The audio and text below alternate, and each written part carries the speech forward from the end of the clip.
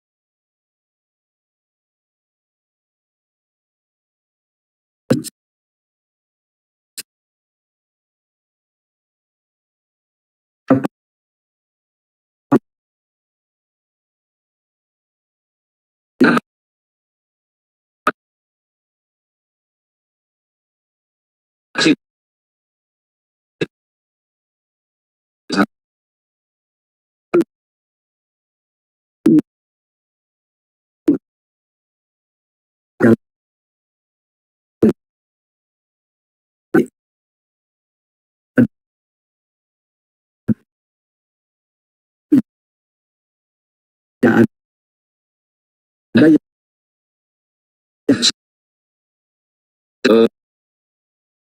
ya Islam juga,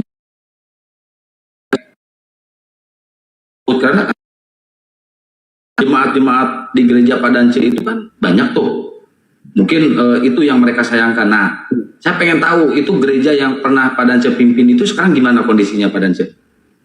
ya gereja yang saya pimpin itu gereja Pantai Kosta Serikat di Indonesia. Jadi 90% mereka beralih ke gereja lain, dan gembalanya itu saudara saya sendiri. Kenapa mereka beralih Padance? Ya, karena kan saya sudah melepaskan diri. Oh, Masya Allah. Ya, saya juga waktu sebagai pendeta berkali-kali saya diutus ke luar negeri ya, mewakili pendeta. Ya, pernah ke Korea, pernah ke Thailand, pernah ke Filipina. Oh, mewakili dari gereja Pantai Kosta itu ya, Padance? Ya, ada satu wadah yang menunjuk saya untuk mewakili gereja di Indonesia itu. Oh, ya. Mantap, Masya Allah, keren Padance. Iya, setahu saya kan kalirnya Padance itu dulu mentereng ya, hebat banget. Tapi alhamdulillah, Masya Allah, setelah masuk Islam Padance ada yang mengumrohkan ya, kalau nggak salah dulu itu siapa ya, lupa saya namanya. Padance umroh, pulang dari umroh, pulang dari umroh itu anak bersahadat ya Padance kalau nggak salah ya. Iya. Masya Allah, keren. Sampai sekarang yang menghadiahkan saya umroh itu saya tidak tahu orangnya. Cuman setelah 2 bulan mualaf langsung umroh. Masya Allah. Udah umroh juga anak Padance? Belum, kalau anak saya belum. Oh, belum ya. Itu setahu saya yang keras menantang Padance ya, yang mengusir Padance.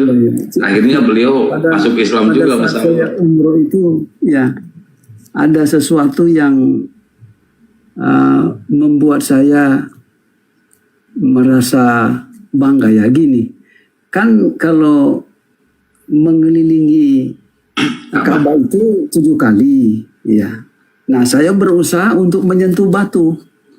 Sudah ke-6 kali saya nggak bisa karena akan berdesak-desakan. Ya. Saya kejepit, jadi saya mengalah. Tiba-tiba ada seorang yang mendekati saya, ya pakai baju putih.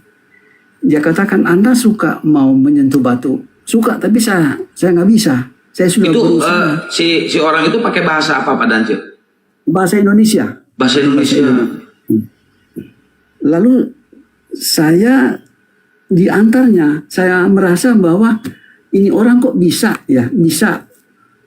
mengantar saya sedangkan berdesak-desakan. Nah, sesampainya di batu itu dia suruh sentuh batu itu. Setelah saya sentuh, ya, dia arahkan saya keluar. Nah, kebiasaan kami sebagai ya istilahnya dulu pelayan Allah harus memberikan upah kepada menolong kita. Ya. Pada saat saya memberikan sesuatu amplop kepadanya, kok saya lihat sudah tidak ada, hilang. Mantap, malaikat dari mana orangnya ini dan kemana dia? Iya. Padahal orangnya di depan saya kan refleks saja ambil uang di kantong saya. Pas saya serahkan kok tidak ada. Saya nengok kiri kanan ke depan, di mana orangnya? Itu kan bahasanya Pak Dance itu kan beliau itu memakai bahasa Indonesia ya. Pak Dance Iya, pasti kalau di depan ya, kalau berdepanan melihat postur tubuh dan bentuk mukanya. Kira-kira bentuk tubuh dan mukanya itu mirip orang mana? Gurunda, naik Gurunda. Assalamualaikum warahmatullahi wabarakatuh. Ya bentuk saja setengah bule, setengah Indonesia, tapi hidungnya tinggi gitu. Setengah bule, setengah Indonesia, tubuhnya tinggi ya. Masyaallah, malaikat. Ada bangsa. Ada Gurunda. Assalamualaikum warahmatullahi wabarakatuh. Waalaikumsalam warahmatullahi wabarakatuh. Sebenarnya kalau saya mau jujur, ya kita kan cuma berempat di sini. Jangan bilang-bilang kalau waktu itu saya itu Pak Dance. Masya Allah. Ya, saya masih Kebule-bulean kan?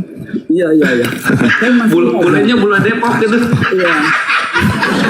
Langsung sebelum saya mualaf. Iya Bapak.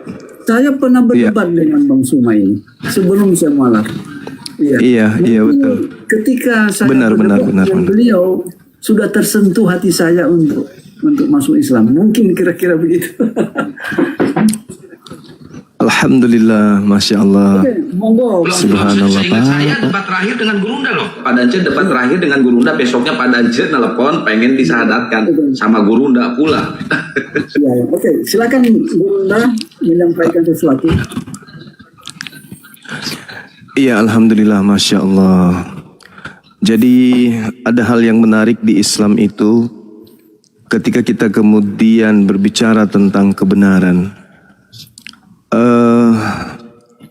Allah Subhanahu wa Ta'ala di beberapa ayat di dalam Al-Quran, di antaranya di dalam surah Al-Baqarah ayat 119, Allah Subhanahu wa Ta'ala memberikan kemudian pedoman. Al-Quran ini datang di atas muka bumi ini untuk kemudian sebagai kabar gembira. Bismillahirrahmanirrahim. Inna arsalnaka bil haqqi basyira wa nadhira. Sungguh aku telah mengutusmu wahai Nabi Muhammad dengan kebenaran sebagai pembawa berita gembira sekaligus sebagai pemberi peringatan. Dan engkau wahai Nabi Muhammad tidak diminta pertanggungjawaban tentang penghuni-penghuni surga. Jadi Rasulullah Muhammad SAW diutus oleh Allah untuk membawa Al-Quranul Karim kemudian, di mana Al-Quran ini adalah sebagai pembawa berita gembira sekaligus sebagai peringatan. Jadi tidak adil rasanya ketika Allah pencipta langit dan bumi memasukkan kemudian orang-orang kafir ke dalam neraka sebelum Al-Quran didatangkan kepada mereka. Maka Al-Quran diwahyukan oleh Allah melalui Nabi Muhammad untuk seluruh umat manusia. Di ayat lain Allah juga menekankan dalam surah Al-Furqan ayat pertama, Tabarakalladzi nazzalal furqan ala abdihi liyakuna lil alamin nathira. Maha suci Allah yang telah menurunkan Al-Quran kepada hambanya agar dia menjadi pemberi peringatan kepada seluruh alam. Artinya ketika Al-Quranul Karim ini diutus, diwahyukan oleh Allah, maka Al-Quran ini diperuntukkan untuk Pak Dance dan seluruh manusia. Karena itulah kemudian orang yang menerima peringatan itu akan memeluk Islam, dan orang yang ingin mendengarkan berita gembira itu juga akan memeluk Islam. Karena Al-Quran itu ditekankan wa ma huwa illa zikrul lil alamin. Al-Quran diwahyukan tidak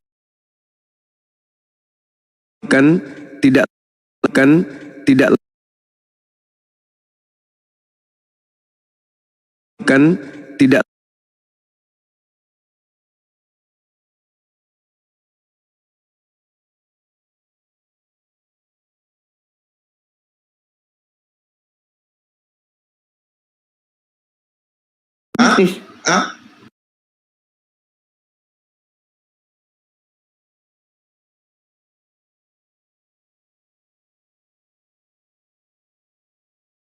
terus sama rumput itu jadinya kau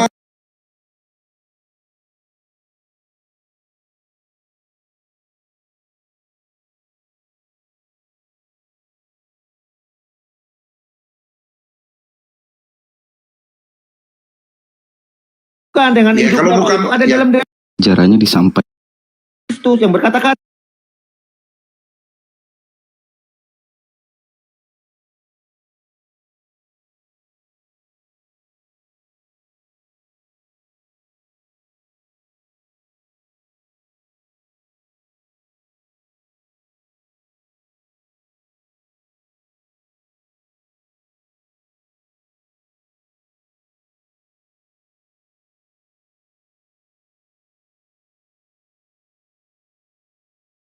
apa Mistis itu dikatakan bisa kepada kuasa Tuhan itu dukun-dukun, bisa mistis? Ada kepada kuasa longor-longornya ilahi. ini.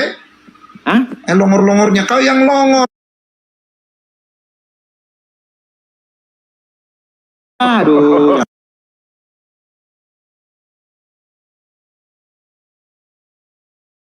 Karena anak makan ikan Ya, mas. kalau pakai Mayor. sempak itu jangan salah beli, jangan kau beli capel kayak gini kau tak apa kau bilang. Makanya Bang, Di saya Gunda, kenapa ya di bawah Begitu ya? harga normal? Iya. Nah ini bagus di saya nih sekarang. Oh mungkin harus keluar dulu teman-teman terus masuk lagi. Ini di saya bagus loh. Iya, itu dari tadi Gurunda itu nggak ada kendala, suara lancar aman, tapi di bawah semuanya Lancar suaranya. belang-belang. ada tombakan maut lagi kayaknya. Sepertinya teman-teman di gaspol tetap layarnya teman-teman ada tombak nih. Saya kan selalu jadi incaran memang kan.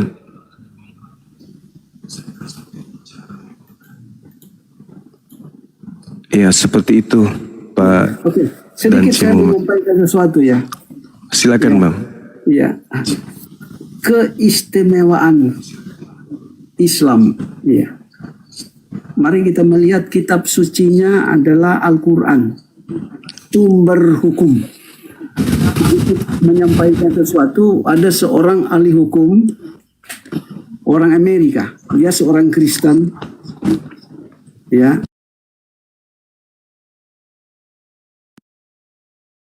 Profesor hukum ini tertarik, lalu dia membaca, lalu membanding-bandingkan hukum yang dia pelajari dan hukum yang ada dalam Al-Quran. Dia simpulkan, ya, hukum yang ada pada Al-Quran itu luas. Selain membahas individual, rumah tangga, membahas politik, sosial, dan sebagainya. Ya. Berdasarkan penyelidikannya, tergugahlah hatinya. Dan akhirnya seorang pakar hukum Kristen ini mualaf. Itu kisah nyata. Nah, yang kedua, agama yang terkait tentang keselamatan hanya Islam. Mari kita melihat. Kalau Yahudi, ya, ini terkait dengan etnis anak Yakub. Nasrani itu daerah, tetapi Islam langsung mengarah pada jalan kehidupan, jalan lurus, yakni keselamatan. Lalu yang ketiga, Islam suatu agama yang melanjutkan perintah Allah kepada Abraham, Musa, dan Isa Al-Masih. Ya, Abraham tentang sunnah, Musa Torah, dan Yesus adalah Injil. Apa yang nabi-nabi dahulu kalah lakukan itu sama dengan apa yang telah tertulis dalam Al-Quran yang kita sebagai Muslim lakukan. Oke, keempat, sesuatu yang berkembang pasti berasal dari Allah. Itu ada contoh dalam kisah para rasul. Ya. Kelima, Al-Quran adalah pedoman baik individual, grup, bangsa, dan dunia. Karena ada firman yang mengungkapkan, tidaklah engkau diutus dalam kurung Muhammad selain menjadi rahmat bagi dunia. Ya, namun kalau kita pelajari pengakuan Yesus pada mengungkapkan, aku diutus hanya, ada katanya, kepada bangsa Israel, ya, domba umat suku bangsa Israel.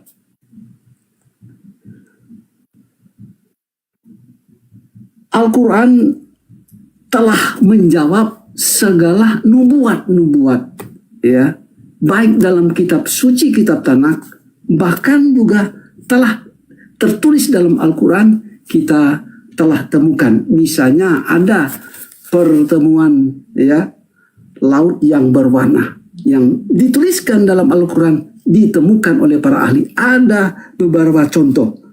Nah, hal ini, ya, mengingatkan kepada kita, Muslim sudah pasti selamat, dan bukan hanya masalah keselamatan. Saya perhatikan mereka menjalankan, ya, norma-norma dan hukum dalam Al-Quran, usia panjang, ya, perjalanan hidup mereka diakhiri dengan kesehatan walafiat sebelum masuk ke dunia akhirat yang kekal. Lalu saya perhatiin orang-orang Muslim cerdas seperti Bang Suma ini, guru kita, ya, saya salut. Di mana-mana dia menyampaikan sesuatu, sebetulnya dia itu tidak marah kepada orang Kristen, tetapi mencintai agar mereka diselamatkan. Ya, selanjutnya, ya, orang-orang yang pandai versi yang menguraikan Al-Quran itu, mereka adalah orang. Jadi tema kita di sini adalah Kristen apakah enggak selamat? Kira-kira Kristen ini selamat karena apa yang menyebabkan mereka selamat? Kalau menurut Mereka nggak sih, percaya.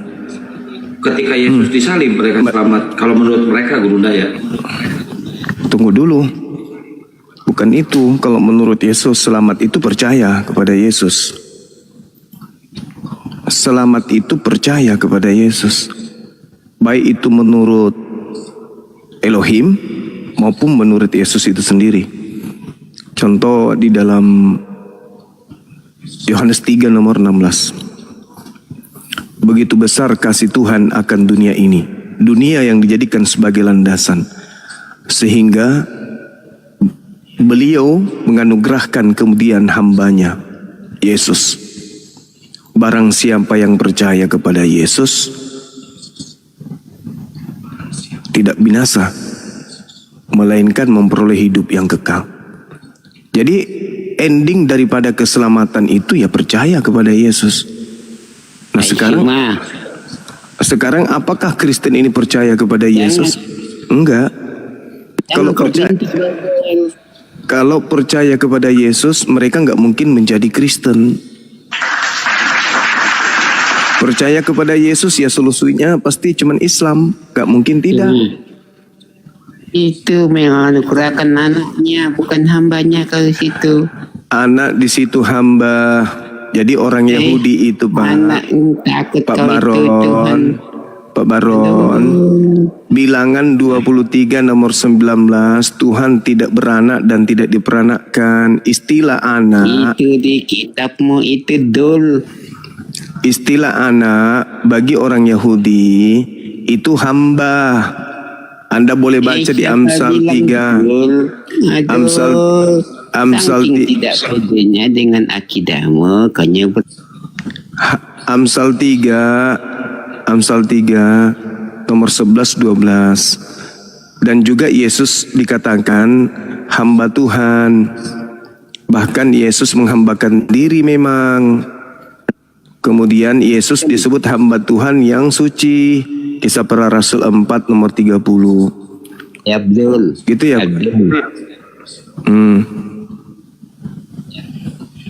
Apakah Anda Demit mute, aduh. Itulah makanya saya katakan Anda tidak percaya kepada Yesus. Kalau Anda percaya kepada Yesus, kalau Anda percaya kepada Yesus, Anda tidak Memang mungkin kau percaya menuhankan Yesus. Saya percaya kepada Yesus. Saya Kau percaya. percaya? Yes. Kau murid Yesus? Saya bukan muridnya. Saya bukan Yahudi. Percaya? Ya saya percaya. Sama seperti ketika kemudian Pak Jokowi mengatakan aku ini manusia, saya percaya Pak Jokowi manusia. Aku ini presiden, saya percaya Pak Jokowi itu presiden. Tapi ketika ada orang di luar Indonesia mengatakan bahwasanya Pak Jokowi itu adalah Tuhan, itu yang saya tidak percaya orang itu, bukan Pak Jokowinya yang saya tidak percaya. Paham itu dulu. Lah, bagaimana ceritanya? Yesus mengatakan aku datang ke bumi ini bukan atas keinginanku, bukan atas kehendakku. Percaya nggak, Bang Suma? Percaya. Nah, saya percaya. Berarti bukan dia yang maha berkehendak, bukan? Kau pengikut Yesus? Saya tidak mengatakan saya pengikut. Emang saya Kristen yang suka ngaku-ngaku? Kau percaya? Ya saya percaya dong. Saya percaya, tapi saya bukan pengikutnya. Percaya bahwa ia disalibkan, betul? Saya kan waras. Masa saya tidak percaya? Iya, kau waras. Kau percaya Yesus disalib? Saya percaya upaya orang-orang Yahudi ingin menyalibkan, tetapi Tuhan yang tanya kau, apa kau percaya bahwa Yesus menyatakan dirinya disalib? Tidak ada Yesus mengatakan dirinya disalib. Matius 26 ayat 1 dan 2. Mari saya baca. Saya bacakan kepada Anda Matius 20-26. Saya tidak akan pelintir, tapi izinkan saya menyajikan original teks. Setelah Yesus, saya bacakan. Setelah Yesus selesai dengan segala pengajarannya, berkatalah Yesus kepada murid-muridnya, kamu tahu bahwa 2 hari lagi akan dirayakan Paskah. Maka anak manusia akan diserahkan untuk disalibkan. Nah itu jeder kan. Yesus disalib anak manusia. Saya tanya kepada Yesus disalib. Akhirnya sumaku Yesus disalib. Saya tanya sama saudara, apakah Yudas itu anak manusia? Jelas di situ kau katakan Yesus Enggak ada disebut Yesus di situ. Tidak ada kata Yesus di sana. Di situ dikatakan anak manusia. Bukan Yesus berkata aku tidak disalib, ayo. Lah, Yesus mengatakan aku tidak disalib. Oke, saya tunjukkan. Saya tunjukkan. Di mana Yesus mengatakan aku tidak disalib? Oke? Silakan. Oke. Yesus kemudian menerangkan di dalam Yohanes 7. Apa yang dikatakan Yesus di sana? Dia mengatakan bahwa tidak ada seorang pun yang bisa mengambil nyawaku, tidak ada seorang pun yang bisa membunuh aku. Akulah yang memberikan kemudian nyawaku, aku juga yang mengambilnya kembali. Berarti Yesus tidak bisa dibunuh. Ada nggak bisa membunuh Yesus? Semua memberikan itu artinya disalib semua. Memberikan artinya disalib. Memberikan itu dia yang berkuasa memberi, dia berkuasa mengambil. Artinya dia memberi, artinya dia mati, dia mengambil, artinya dia hidup. Coba kita baca di Markus 9. Kosong dusta, jangan ngomong kosong semua. Jangan emosi dulu. Dengarkan dulu saya. Kau itu Dakwa pintar Yesus disalib. tidak untuk menipu orang-orang. Dengarkan dulu saya, Bung. Bersilat Dengarkan dulu untuk saya. menipu orang. Dengarkan saya. Satu-satu ya. Kalian ini nggak tertib, satu-satu. Jangan emosi dulu, Bang. Yesus sendiri mengatakan tidak ada yang bisa mengambil nyawaku. Berarti dia nggak bisa dibunuh. Artinya dia berkuasa, dia Tuhan. Berarti dia tidak bisa dibunuh kan? Dia menyerahkan kan? Menyerahkan artinya mati. Bisa tidak Yesus dibunuh? Saya berkuasa menyerahkan nyawaku. Saya berkuasa. Saya ulang lagi. Kembali. Saya ulang Artinya lagi. Saya ulang lagi. Mati. Saya ulang lagi. Yesus bisa nggak dibunuh? Aduh, penipu besar kau ini semua. Penipu besar. Saya bertanya loh, Bang. Boleh nggak Yesus dibunuh menurut Yesus? Yesus berkata, nyawaku aku serahkan, dan nyawaku aku berkuasa mengambilnya lagi. Saya ulang aku lagi. berkuasa menyerahkan nyawaku. Aku Saya berkuasa ulang mengambilnya lagi. kembali. Saya ulang lagi pertanyaannya. Penipu kau ini semua. Boleh nggak Yesus? Bisa tidak ada manusia yang membunuh Yesus? Bisa kalau diserahkan. Kalau dia dibunuh berarti Saya serahkan artinya saya menyerahkan. menyerahkan berarti dia bunuh diri Menyerahkan kan? artinya saya bisa dibunuh. Yohanes 10 di kitab saudara. Tetapi pada saat saya dibunuh, saya berkuasa mengambil nyawa saya kembali, saya hidup. Berarti dia dibunuh.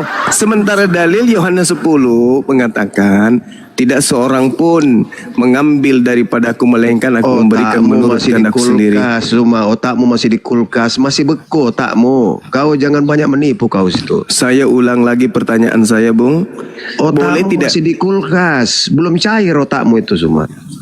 Ada nggak orang yang bisa membunuh Yesus?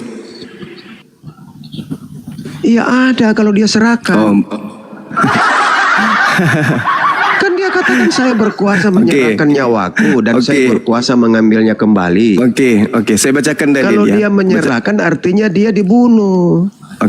Saya bacakan dalil. Masih di kulkas. Saya bacakan belum dalil. keluar itu, belum cair otakmu itu semua. Kamu mau bicara sendiri atau kita diskusi?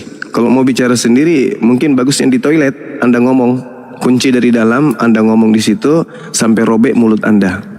Tapi kalau di depan saya Anda harus. Kau itu bodoh, cuman Kenapa hanya serang pribadi kau? Bela imanmu. Jangan nyerang pribadi, bela imanmu. Di dalam Markus 9 dikatakan anak manusia akan diserahkan ke dalam tangan manusia dan mereka akan membunuh dia. Mereka akan membunuh. Sementara Yesus tidak bisa dibunuh. Tidak ada seorang pun yang bisa membunuh dia. Tidak seorang pun mengambil nyawa dariku, melainkan aku memberikannya menurut kehendakku sendiri. Aku berkuasa memberikannya dan berkuasa mengambilnya kembali. Inilah tugas yang kuterima dari Bapakku. Tugas dari Bapaknya itu adalah mengajarkan kemudian Injil ke tengah-tengah Bani Israel. Tidak pernah Yesus mengajarkan kemudian untuk menyerahkan nyawanya agar dibunuh. Itu nggak ada. Sementara di dalam Markus 9, orang yang kau sembah itu adalah orang yang dibunuh. Orang yang dibunuh. Bukan kemudian orang yang menyerahkan diri. Kalau orang yang menyerahkan diri itu tidak perlu penangkapan. Tidak ditangkap, tidak diadili. Itu orang yang menyerahkan dirinya. Ini ditangkap, sembunyi, berdoa semalam-malaman, memarahi murid-muridnya yang tidur tidak berjaga-jaga. Lalu kemudian menghindari orang-orang yang ingin membunuhnya. Yohanes 11 nomor 54, 55 sampai 57, Yesus menghindari orang-orang yang ingin membunuhnya. Mana ada yang menyerahkan diri di situ? Lukas 22 nomor 52 53, malah Yesus bertanya, kenapa kau ingin membunuh aku? Yohanes 8, iblislah yang menjadi bapakmu dan kau ingin membunuh aku. Kau melakukan keinginan bapakmu. Mengapa engkau ingin membunuhku? Karena iblislah bapakmu. Mana ada Yesus di situ? Yesus mengatakan di dalam Lukas 22 nomor 50 nomor 4344, biarlah kehendakmu yang terjadi bukan atas kehendakku. Mana dia menyerahkan nyawanya? Enggak ada. Di dalam Ibrani 5 nomor 7 sebagai manusia, dia telah mempersembahkan doa yang sungguh-sungguh kepada Bapa yang sanggup menyelamatkannya dari maut, dan atas kesolehannya doanya dikabulkan. Mana menyerahkan nyawanya itu nggak ada. Jadi yang kau sembah itu bukan Yesus, Cak Ayu. Jangan menyerang pribadi, diskusi ilmiah aja, jangan emosi. Jangan emosi. Jangan naik emosi kalau dia selama tidak ada yang menghujat kau, tenang aja, tenang. Saya membaca dalil kok. Kau serang pribadi itu ketahuan kau itu keturunan setan. Dibilang lagi saya pelintir ayat. Mana ada saya pelintir ayat? Yang bisa pelintir ayat itu cuma lembaga Bible Indonesia. Dia jagonya pelintir ayat.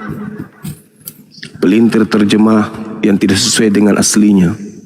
Anak manusia akan diserahkan ke dalam tangan manusia, dan mereka membunuh dia, dan 3 hari sesudah ia dibunuh. Dia dibunuh, bukan menyerahkan nyawanya. Yang disebut menyerahkan nyawanya itu terangkat ke langit tanpa dibunuh, itu menyerahkan nyawa. Ini dibunuh. Jadi Anda harus belajar membedakan. Menyerahkan nyawa artinya rela terangkat ke langit. Itu menyerahkan nyawa, menyerahkan dirinya, rela terangkat ke langit. Kalau dia dibunuh, itu bukan menyerahkan dirinya. Itu pemaksaan karena terjadi pembunuhan. Kecuali Anda ingin mengatakan Yesus bunuh diri. Itu baru hebat. Yesus bunuh diri. Mana ada Yesus bunuh diri?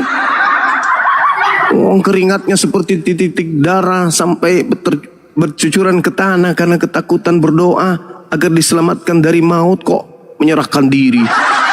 Yesusnya yang memproklamirkan, tidak ada seorang pun yang mengambil daripada aku, melainkan aku memberikannya menurut kehendakku sendiri. Apa kehendak Yesus?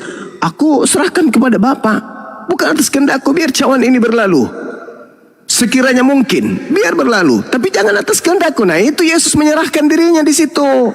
Ya Bapa, biarkanlah cawan ini berlalu. Itulah Yesus sedang menyerahkan dirinya kepada Bapaknya.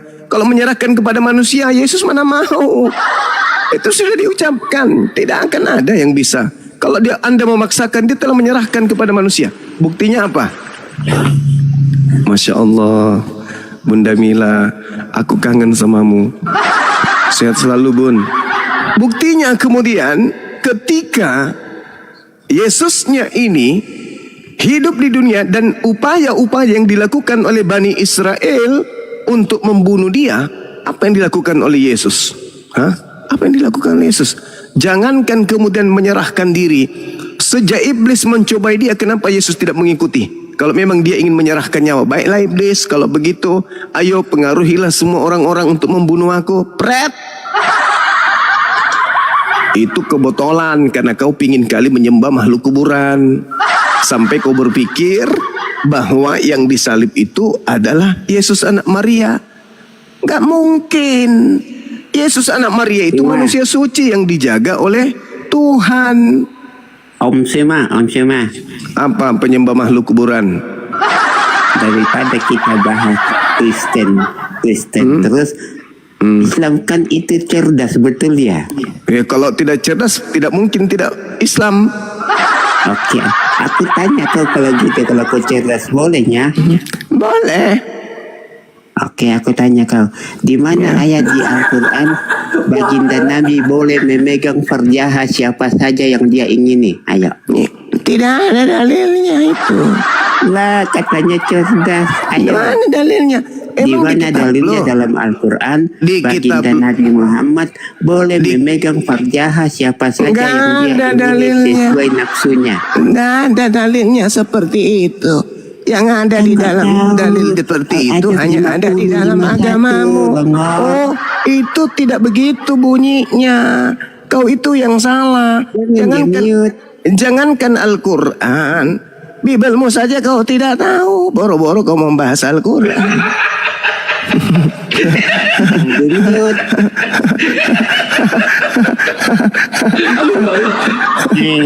Kesurupan dia kalau ditanya soal itu. Tidak dong, saya bacakan dalilnya. A'udzubillahi minasyaitonirrajim. Bismillahirrahmanirrahim. Turji man tasha'u minhunna wa tu'wi ilaika man tasha' wa man ibtaghaita mimman azalta fala junaha alaik dzalika adna an taqarra a'yunuhunna wa la yahzan wa yardayna bima ataitahunna kuluhun wallahu ya'lamu ma fi qulubikum wa kana Allahu aliman halima. Engkau wahai Nabi Muhammad boleh berhenti menggauli siapa yang engkau kehendaki bisa kau tangguhkan di antara istrimu, dan boleh pula kau menggauli siapa saja di antara istrimu yang engkau kehendaki. Istri orang, siapa yang larang? Kenapa kau urusi rumah tangga orang? Coba, sedangkan di dalam kitab yang kau gunakan apa? Bilangan 31 dan juga di dalam kitab Amsal, marilah kita memuaskan birahi sampai pagi. Nah, apa itu?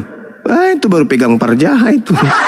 Karena suamiku tidak ada di rumah, dia lagi dalam perjalanan panjang. Ajaran kodok. Nabi Muhammad diajarkan, engkau boleh menangguhkan untuk menggauli siapapun yang kau kehendaki dari istrimu. Dan boleh kau menggauli siapapun dari mereka. Mereka istri-istrinya sudah halal. Apa pula kau bawa dalil seperti itu, Cak Mone?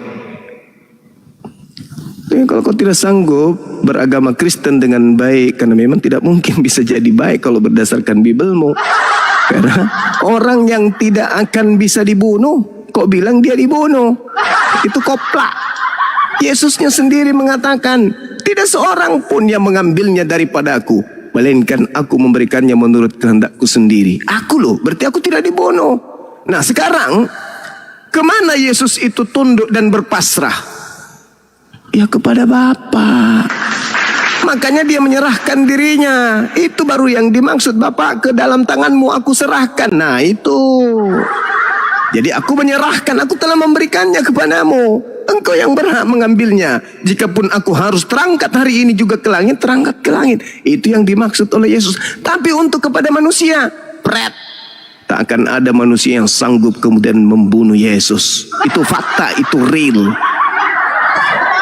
Sederhana itu. Kalau kamu waras, sayangnya kamu nggak waras. Hampir waras sih, tapi kagak sampai kepada titik waras. Coba kau belajar lagi tuh, belajar kekristenan dengan baik.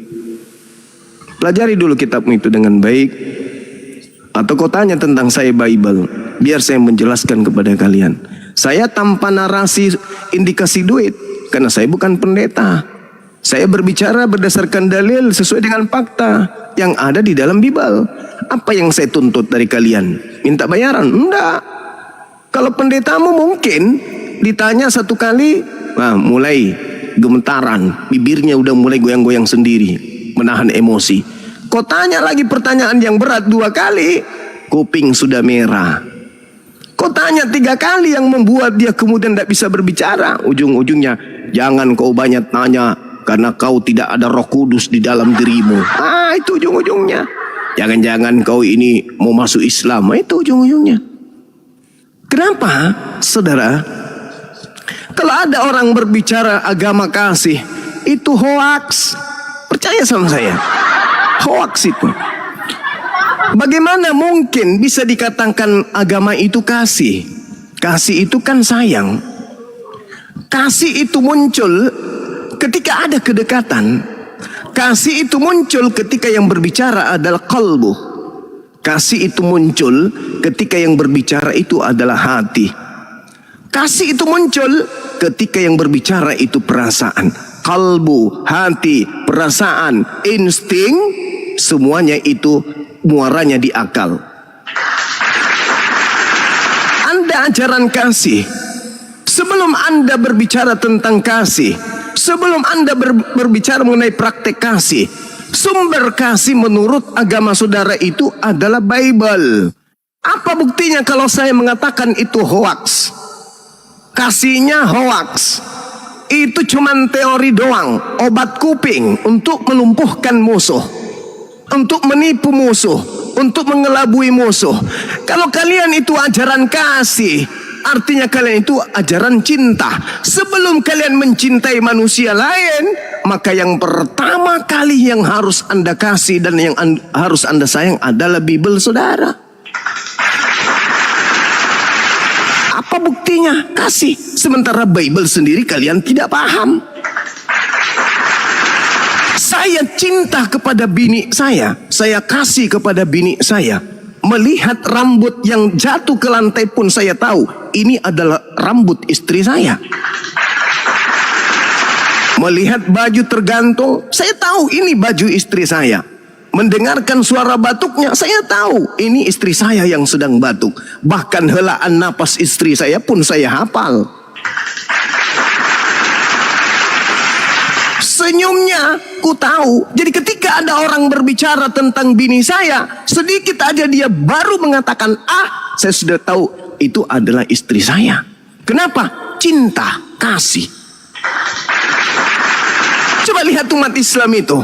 Ketika umat Islam mengatakan di dalam Al-Quranul Karim, maka segala insting, segala logika, pemikiran, ingatan, daya upaya yang ada pada diri manusia Islam itu akan terserap konsentrasinya terhadap Al-Quran. Di dalam Al-Quran surah ini ayat sekian, orang sudah pada tahu itu. Seketika orang itu akan mengetahui, oh itu Al-Quran. Tabarakalladzi nazzalal furqan ala abdihi liyakuna lil alamina nathira. Seketika orang Islam akan tahu, oh itu Al-Quran, itu surah Al-Furqan ayat pertama. Kenapa? Cinta terhadap kitab suci. Ini ada lulusan S1, S2, STT1, STT2, STT3, S tontong sampai S neraka ada tuh. Tapi berbicara mengenai dalilnya, itu di surah apa Bang Sima? Itu bab berapa Bang Sima? Itu di data berapa, ayat berapa Bang Suma? Saking bodohnya, saking tidak cintanya kepada kitabnya, tadinya kitabnya itu bernama Bible, diganti oleh penipu menjadi Alkitab. Ikut. Andai saja kemudian pengganti nama kitabnya itu disebut Esteller, maka mereka pun akan mengatakan kitab Esteller.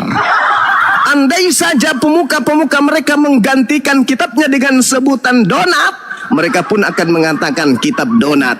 Andai saja kitabnya, pendiri agamanya itu, tokoh-tokoh agamanya menggantikannya nama kitabnya dengan nama ongol-ongol, maka mereka pun akan mengatakan ongol-ongol Yohanes bab sekian nomor sekian. Kenapa? Tidak ada cinta, tidak ada kasih. Orang kalau cinta kepada sesuatu, orang kalau kasih kepada sesuatu, ya wong tinggalnya di otak, di kepala, di perasaan, di insting, di rasa ini loh. Itu baru kasih, itu baru cinta. Bagaimana Anda mencari orang yang Anda cintai? Istri Anda nggak pulang dari rumah, Anda cari kemana-mana. Baru aroma bau badannya, jarak 50 km, Anda sudah tahu, ini bini saya ada di sini nih. Kenapa? Karena Anda cinta. Ini katanya orang anak-anak Tuhan katanya. Orang yang menjadi warisan, pewaris surga katanya. Ditanya Bibelnya, lidahnya menjolor kayak dasi. Memanjang sampai di pusat lidahnya. Ditanya, itu di mana? Padahal STT. Kau jangan sombong Bang Suma. Saya ini lulusan teologi. Saya ambil S2 di Belanda. S3 ambil di Jerman. S4 ambil di neraka pinggir.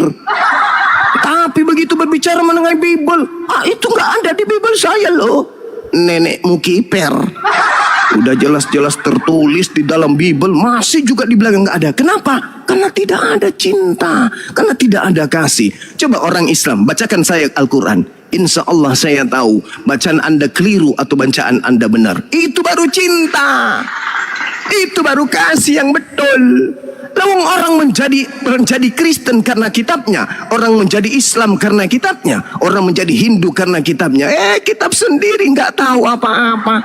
Tadinya bernama Theos, orang menggiringnya menulis Allah, dia pun mengatakan Allah. Orang menulisnya menjadi dari Yang Widi, mengikut pun menjadi Sang Hyang Widi.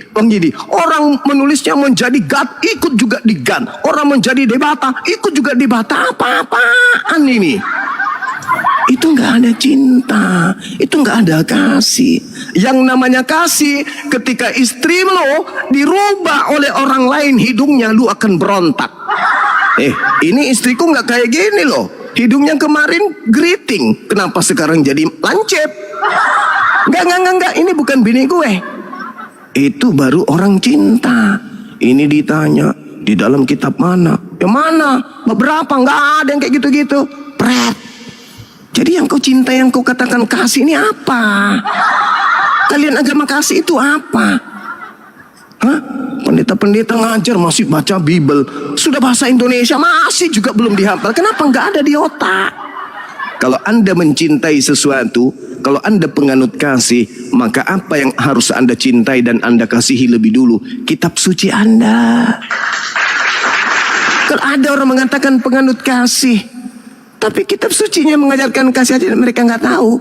Itu hoax, itu bullshit, itu penipu itu. Itu penipu. Penipu itu. Orang yang cinta kepada orang yang dicintainya, pasti dia menghafal karakteristik orang yang dicintainya. Bahkan bau kentutnya pun dihafal. Itu kalau cinta. Lah Kristen ditanya Bible, di mana? Surah apa? Berapa? Itulah Kristen. Keistimewaannya itu di situ. Iya kan? Benar nggak, Bang Aang? Iya benar. Mana ada orang cinta kepada sesuatu dia nggak tahu itu di mana tertulis. Itu bab berapa? Nggak ada orang tahu. Gimana ceritanya dibilang cinta? Itu namanya cinta buta alias Salome. Ini kalau saya kemudian berkata kepada saudara-saudara Kristen yang ada di sini, di dalam kitabmu berbunyi, tetapi mereka diam. Sebab di tengah jalan tadi mereka ditanya itu bab berapa? Itu di mana ya Bang Suma? Itu tertulis di mana ya Bang Suma? Berarti di dalam hati lu.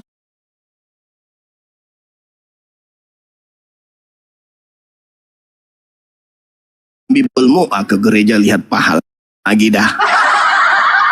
Di gereja lihat kulit yang licin-licin lagi dah. Nah ini lucu-lucu pendetanya, lancip hidungnya, kepalanya botak, kumisnya 3 lembar sebelah kiri, 12 lembar sebelah kanan. Ke gereja nonton pendeta ini lucu. Jangan cuman kayak gitunya kalian ke gereja. Jangan. Ini cuman pertanyaan. Tengah-tengah mereka, kemudian ia memeluk anak itu dan berkata kepada mereka, tanya, itu di mana tertulis Bang Suma? Alamak.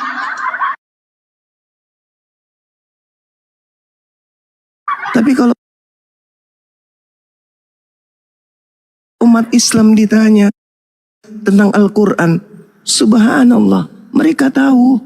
Mereka, meskipun mereka nggak terlalu hafal terhadap Al-Qurannya, minimal mereka cinta. Al-Quran itu melekat pada batin sanubari mereka. Wa ma huwa illa zikrul lil alamin. Mereka langsung tahu.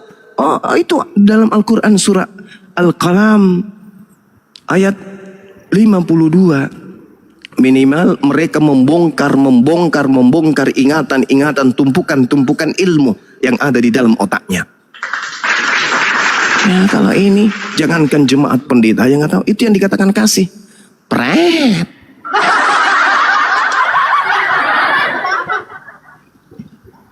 Oke, saya kira begitu teman-teman sekalian ya. Jadi kalau membahas tentang Al-Quran, tolong jangan karena kebencian.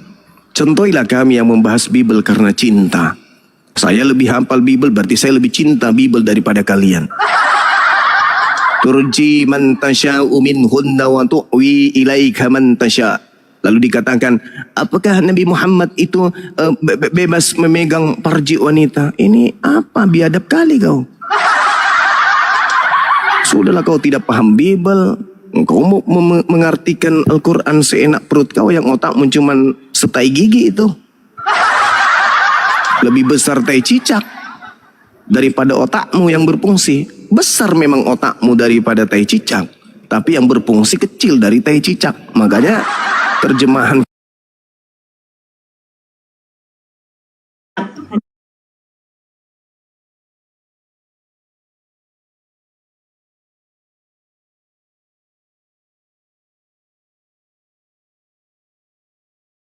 karena kenapa? Ada juga Tuhan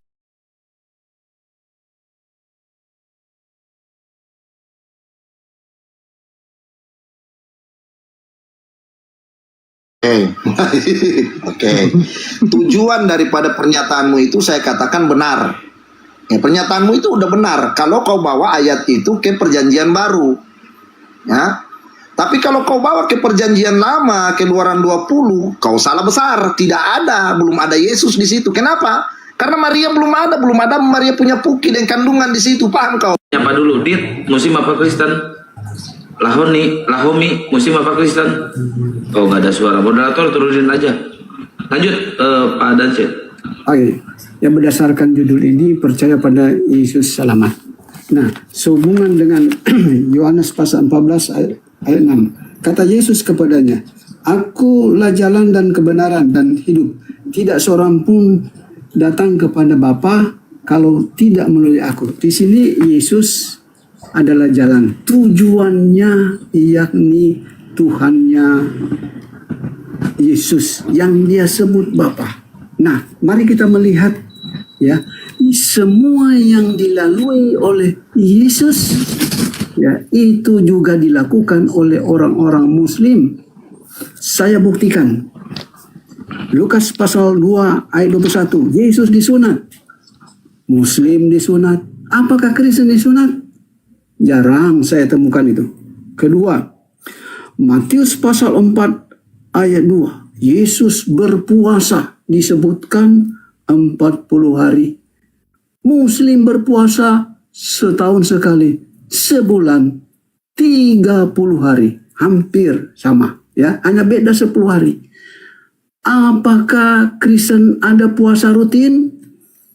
Ditentukan oleh suatu gereja? Jarang saya temukan. Ya, justru saya pernah dialog dengan teman saya pendeta. Pak pendeta, apakah Anda menjalankan puasa? Oh ya, saya menjalankan puasa ketika saya sudah kehabisan beras. Oke.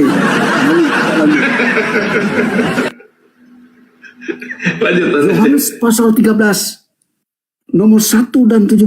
Yesus membasuh kaki murid-muridnya. Apakah ini dilakukan oleh orang-orang Muslim? Iya, bukannya kaki, ada bagian-bagian tertentu sesuai dengan kitab Tanak, ya, membasuh diri. Nah, ini dilakukan oleh orang-orang Muslim.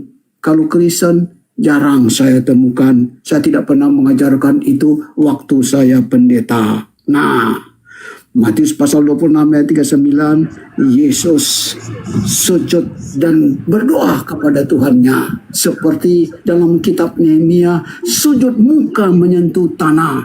Siapa yang melakukan ini? Muslim. Jarang saya temukan ini dilakukan oleh orang-orang Kristen. Nah, Yohanes 17 ayat 3, Yesus mengatakan, mengenal hidup yang kekal itu mengakui Allah satu-satunya dan Yesus yang engkau utus. Apakah ini diakui oleh orang-orang Muslim? Iya, diakui oleh orang Muslim. Allah satu-satunya, tauhid dan Yesus adalah utusan. Kristen, bertentangan dengan pandangan Yesus. Kristen mengatakan Tuhan ada 3 dan Yesus adalah Tuhan. Yesus adalah Allah. Waktu saya pendeta, ya, jemaat saya mengajarkan anak-anak sekolah minggu. Adik-adikku, ikutilah doa kakak. Ya Yesus, tolong orang tua kami. Ya Yesus, berkatilah kami. Ada di mana? Pasal berapa, ayat berapa berdoa kepada Yesus? Tidak ada. Rasul Paulus hanya mengajarkan berdoa kepada Allah. Nah, siapakah pengikut Yesus sejati? Dan siapakah yang diselamatkan? Pengikut Yesus yang sejati adalah Muslim. Ya. Oke, lanjut Bang Suma. Ya, izin sebentar. Ini King sama Del Sira ini, Dai Sira Muslim apa Kristen? King, Dai Sira, King Muslim apa Kristen King? King, suara saya kedengaran nggak King? Ya, Dai Sira. Halo. Yo. Muslim apa Kristen Dai Sira? Iya. Muslim apa Kristen? Kristen. Kristen. Kalau King Muslim apa Kristen? Muslim lah. Oh, Muslim, baik. Izin dulu ya, kita diskusi dulu sama yang Kristen ya, Bang King. Ya. Ya, dari Sira ini temanya ini nih. Percaya kepada Yesus akan selamat.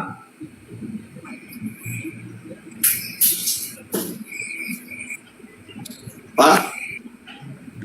Hah? Percaya kepada Yesus selamat. Percaya. Percaya sebagai utusan ya, akan selamat.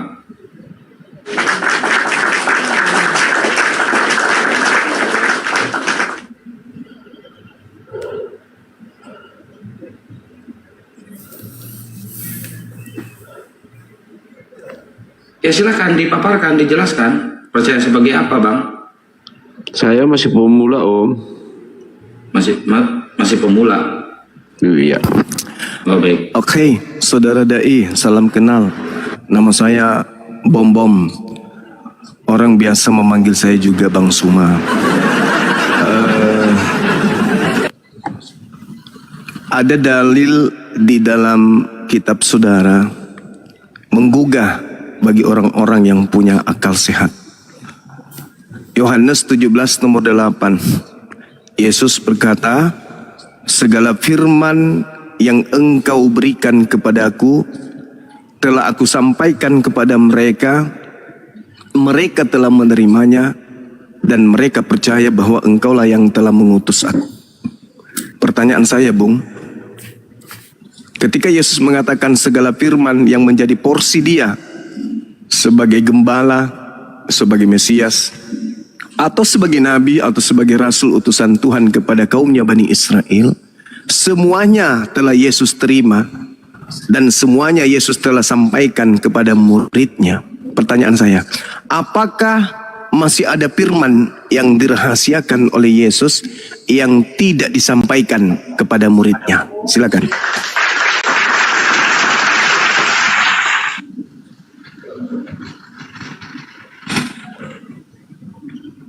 Ya, Dai, silakan dijawab. Wah, saya masih awam, Om. Masih pemula nih, belum tahu nih. Jadi kalau menurut saya, pertanyaan pertama ini, segala firman yang Tuhan berikan kepada Yesus, itu Yesus sudah sampaikan kepada muridnya. Berarti tidak ada lagi firman setelah itu. Artinya, yang datang kepada Paulus, yang datang kepada Ananias, yang keluar dari kubur, yang ditangkap kemudian dan seterusnya, yang datang ke Pulau Patmos, itu bukan Yesus lagi. Kecuali ucapan-ucapan Yesus ketika mengatakan kepada muridnya semuanya telah disampaikan, itu terekam, itu terulang kembali kepada Paulus, itu terekam kembali kepada Ananias, itu terekam kembali kepada penulis di Pulau Patmos. Tapi faktanya, ketika kemudian dikatakan akulah Yesus yang kau aniaya, pernyataan ini Yesus tidak pernah ucapkan kepada muridnya. Akulah Alfa dan Omega. Ucapan ini Yesus tidak pernah ucapkan kepada muridnya. Kepadaku telah diberi kuasa baik di surga maupun di langit. Ucapan ini juga adalah ucapan baru. Berarti tambahan-tambahan setelah Yesus menutup pengajarannya kepada muridnya. Segala firman yang engkau berikan kepadaku telah aku sampaikan kepada mereka. Titik. berarti nggak ada lagi firman. Belakangan muncul, kepada aku telah diberi kuasa, baik di surga maupun di langit. Nah ini firman baru lagi nih. Pergilah ke seluruh dunia, jadikanlah seluruh bangsa menjadi muridku. Nah ini firman baru, ada penambahan.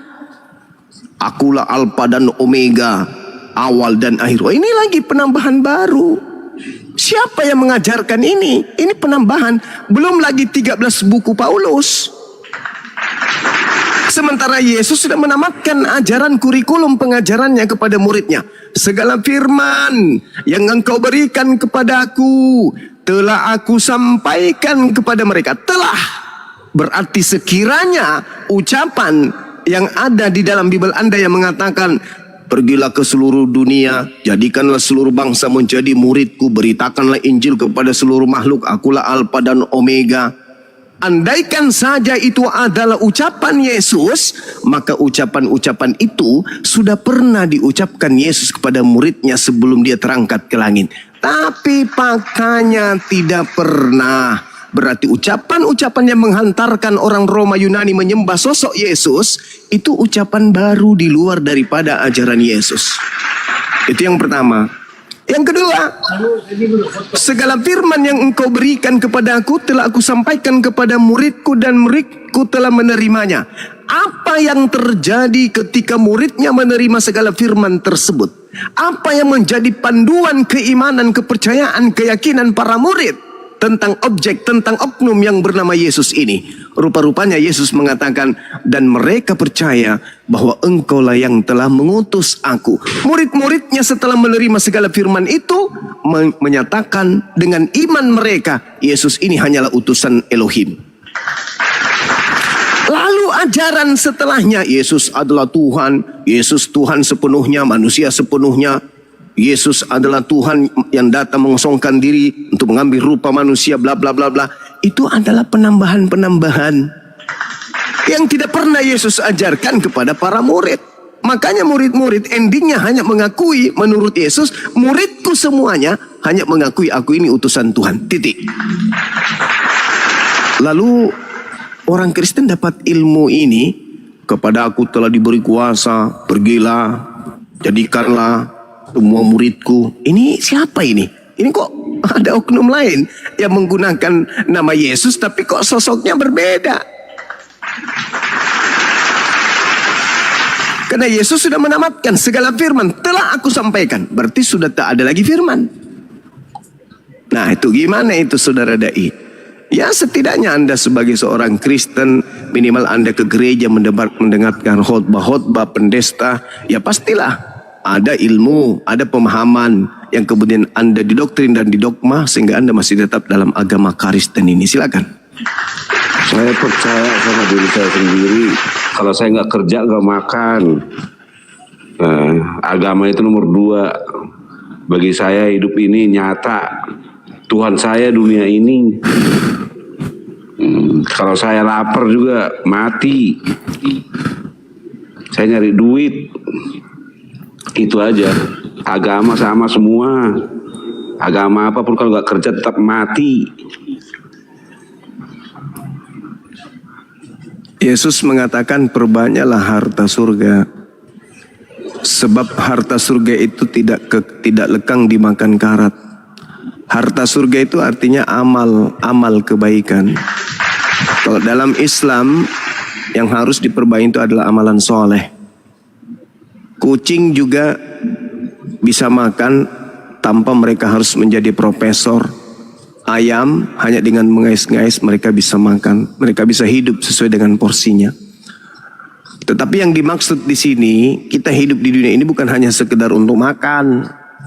Bukan hanya sekedar untuk hidup begitu saja. Tapi kita dituntut kemudian untuk menggunakan akal sehat. Kalau di dalam kaidah agama Islam, tuntutlah duniamu seakan-akan engkau hidup terus-menerus. Kenapa harus menuntut hidup dunia seakan-akan hidup terus-menerus? Tujuannya apa? Untuk menumpuk harta? Enggak. Untuk membantu orang-orang yang membutuhkan.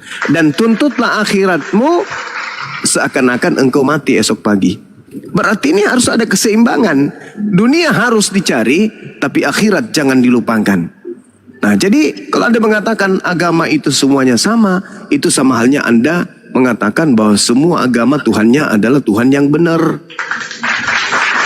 Semua agama kitab sucinya adalah kitab yang benar. Semua utusan agama adalah utusan yang benar. Betul, kalau Anda juga gembel gak dihargai orang, tapi kalau Anda orang kaya gak pernah ke masjid, gak pernah ke gereja juga dihargai. Tapi kalau gembel juga tetap aja gak dihargai. Ya Allah ya Karim.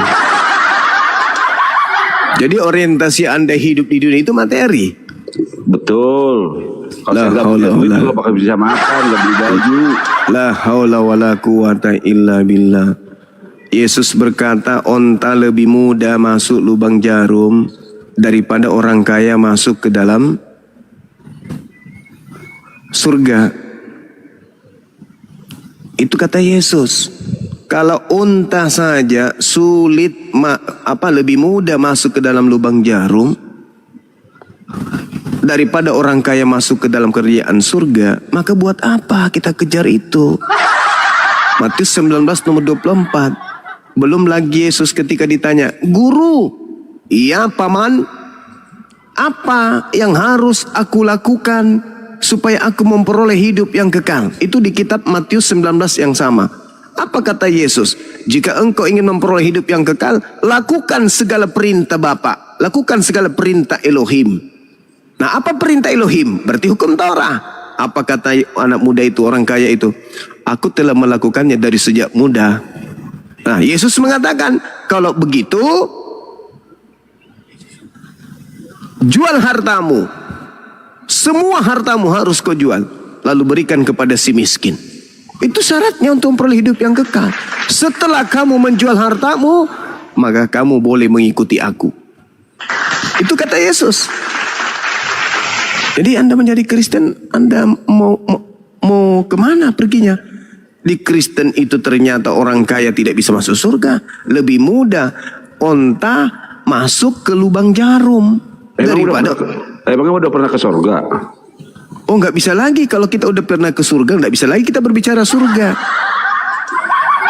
Nggak bisa lagi. Andai saja, Bung, surga itu nyata, maka orang Kristen yang mati akan kembali ke dunia berbicara. Halo semuanya, halo, perhatian.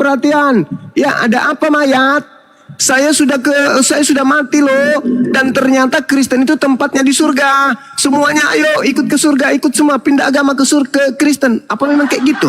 Atau sebaliknya, orang Islam mati, begitu keluar mati dia 3 hari kemudian keluar. Halo semuanya, manusia perhatian. Ternyata Islam itu agama benar. Tetangga kuburan saya tersiksa. Ayo semuanya Kristen pindah ke Islam. Apa memang kayak gitu? Enggak. Itu rahasia untuk supaya kita menggunakan akal di bumi. Kalau sudah jelas surganya seseorang, ya ngapain lagi kemudian dia berakal? Justru karena itu masih rahasia, maka kita harus menggunakan akal untuk mencari mana yang benar, Islam atau Kristen. Kita harus cari karena masih rahasia. Makanya saya nggak percaya rahasia yang nyata. Saya percaya ada makanan. Nah sekarang udah dimakan. Sekarang ketika Anda masuk dalam kubur, ternyata yang benar itu adalah Islam. Apa yang Anda lakukan? Masuk kubur tetap aja makan cacing. Belum tahu surga itu sebelah mana. Ya enggak, setelah Anda mati kemudian Anda bawa harta. Enggak. Kematian itu pasti ada warisan buat anak. Coba aja koruptor itu banyak pengikutnya. Waduh, ini sudah berbicara mengenai penyakit hati ini, susah disembuhkan. Coba gembel, nggak ada pengikutnya. Itu koruptor dosanya banyak pengikutnya. Jadi Anda lebih memilih jadi koruptor daripada gembel? Nyari duit banyak. Jadi koruptor sekalipun. Ya udah. Duit, bahaya ini. Tandai ini bahaya. Teman-teman tandain, jangan masukkan ke instansi ini, bahaya ini. Benar. Penting duit saya banyak, bisa beli mobil, beli rumah, bawa cewek puncak. Ya Allah. Surga itu di sebelah mana sih? Di Eropa, Timur Tengah. Sebelah mana? Coba. Belum ada orang yang ke sono. Jadi maksud Anda, Anda mati dulu baru balik ke dunia untuk tekun beribadah gitu. Ya mati aja jadi tanah. Enak, enak kali. Itulah manusia, serugi-ruginya manusia. Anda kayaknya ada dendam kesumat kepada sesuatu, pada seseorang. Ya enggak juga sih. Cuma saya apatis, ngerti nggak apatis? Iya, tahu. Iya, saya apatis, nggak peduli lah. Mau agama ini, yang penting baik sama saya, udah teman saya. Jahat sama saya, udah musuh saya, gitu aja kalau saya. Oh. Iya. Nggak peduli saya agama apa, suku apa, mau bangsa apa, nggak. Baik sama saya, udah teman saya. Jahat sama saya, musuh saya, gitu aja. Mau saudara, mau apa, kalau jahat sama saya nggak peduli saya. Mohon maaf, karakter Anda seperti anjing kurasa. Bisa lebih. Oh, iya sudahlah kalau saya dijahatin. Iya. Bisa lebih kalau saya dijahatin. Iya.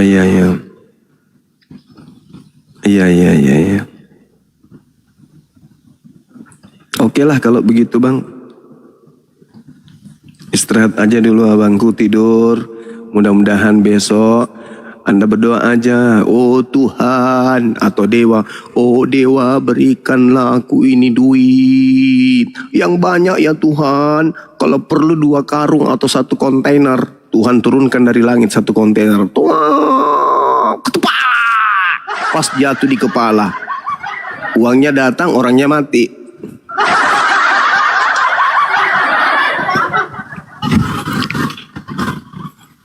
Orang kalau tidak berakal ya gitu teman-teman. Padahal bagi kita umat Islam, untuk kemudian kita dalam hidup kita ini beramal, tak ada titik untuk berbuat dosa, amal aja terus. Sujud, ibadah aja terus, kebaikan aja terus kita lakukan. Ya kan ya? Tidak akan pernah bisa membalas 1 biji mata yang Allah berikan kepada kita. Sekarang saya ingin tanya kepada saudara-saudara saya yang ada di sini. Maukah saudara diberi harta sedunia nih? Sedunia, Anda memiliki harta semuanya di atas dunia ini. Semua di Anda dikasih. Tetapi Anda dicopot matanya sebelah, mau nggak? Yang mau silakan ketik di bawah, mau. Silakan. Semua kekayaan di atas muka bumi ini, semua diberikan kepada saudara, tapi biji mata sebelah Anda itu dicopot, mau nggak?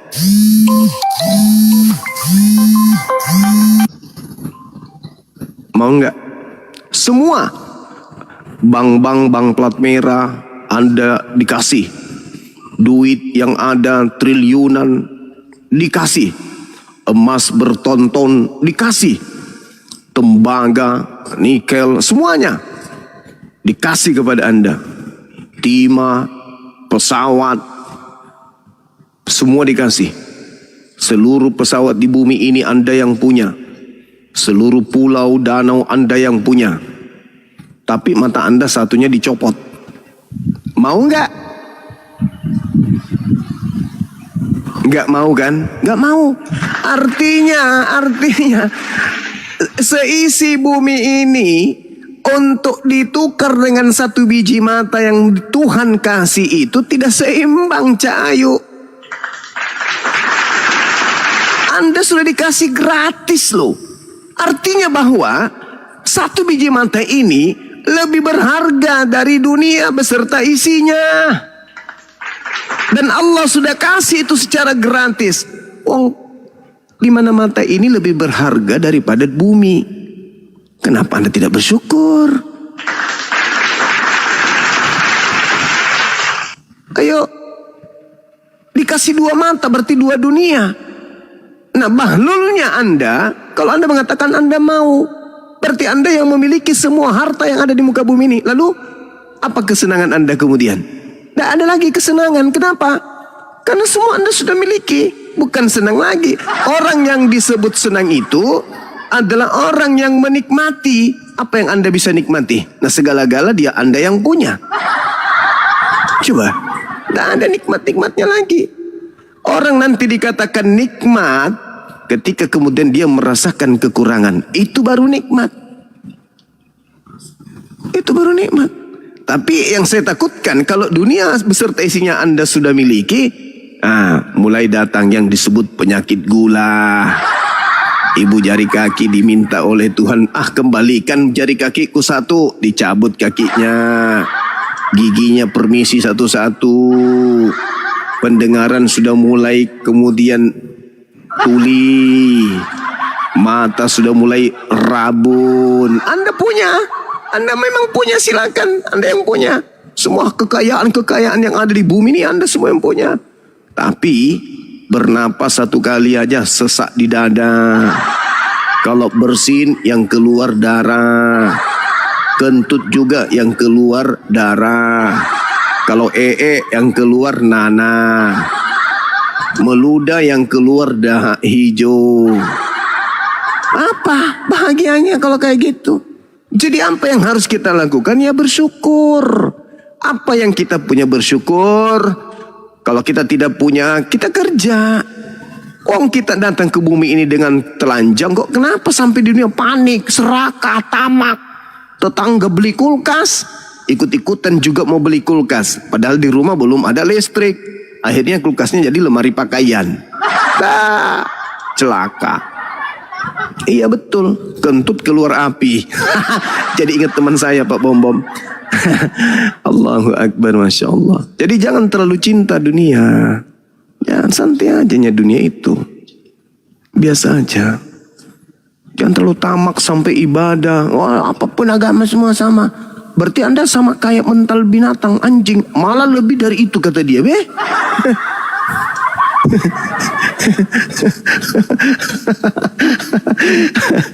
Allahu Akbar. Lebih dari anjing katanya. Otak rusak. Mas Olang rusak. Tapi dia ngakunya Kristen tadi Gurunda. Iya, Kristen katanya. LIBR, selamat malam LIBR. Ini Kristen di bawah banyak banget. Kenapa nggak mau naik?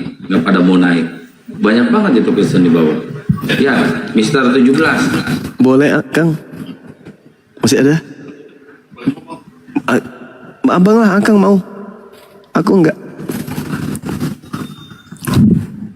Silakan. Wah, kayaknya bikin kopi. Semoga jadi anak sehat. Oh, bikin susu, berarti bikin susu, bukan bikin kopi.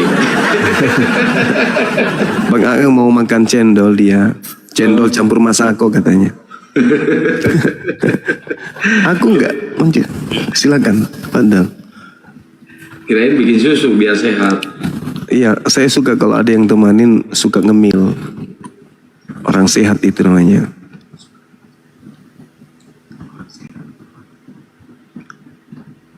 Waalaikumsalam warahmatullahi wabarakatuh, sahabat-sahabat yang ada di bawah.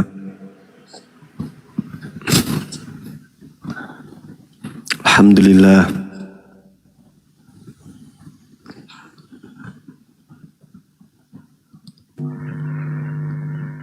Ya, Lang, selamat malam Lang. Lang, selamat malam Lang. Naik ke atas tapi nggak pada ngomong. Ayo Oten naik Ten, sini Ten. Nggak usah takut kalian. Bertanya aja nih. Kita udah bagus temanya nih. Percaya Yesus selamat loh. Nih temanya nih. Keren kan?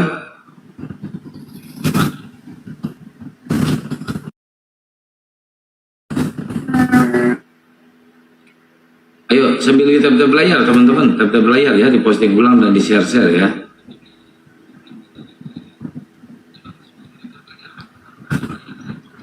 Wah, kalau ada apa bom naik ke sini keren nih.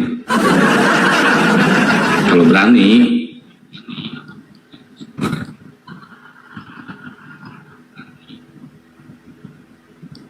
Minta multi aja teman-teman Oten, teman-teman Kristen, minta ulti aja sini, multi, ayo.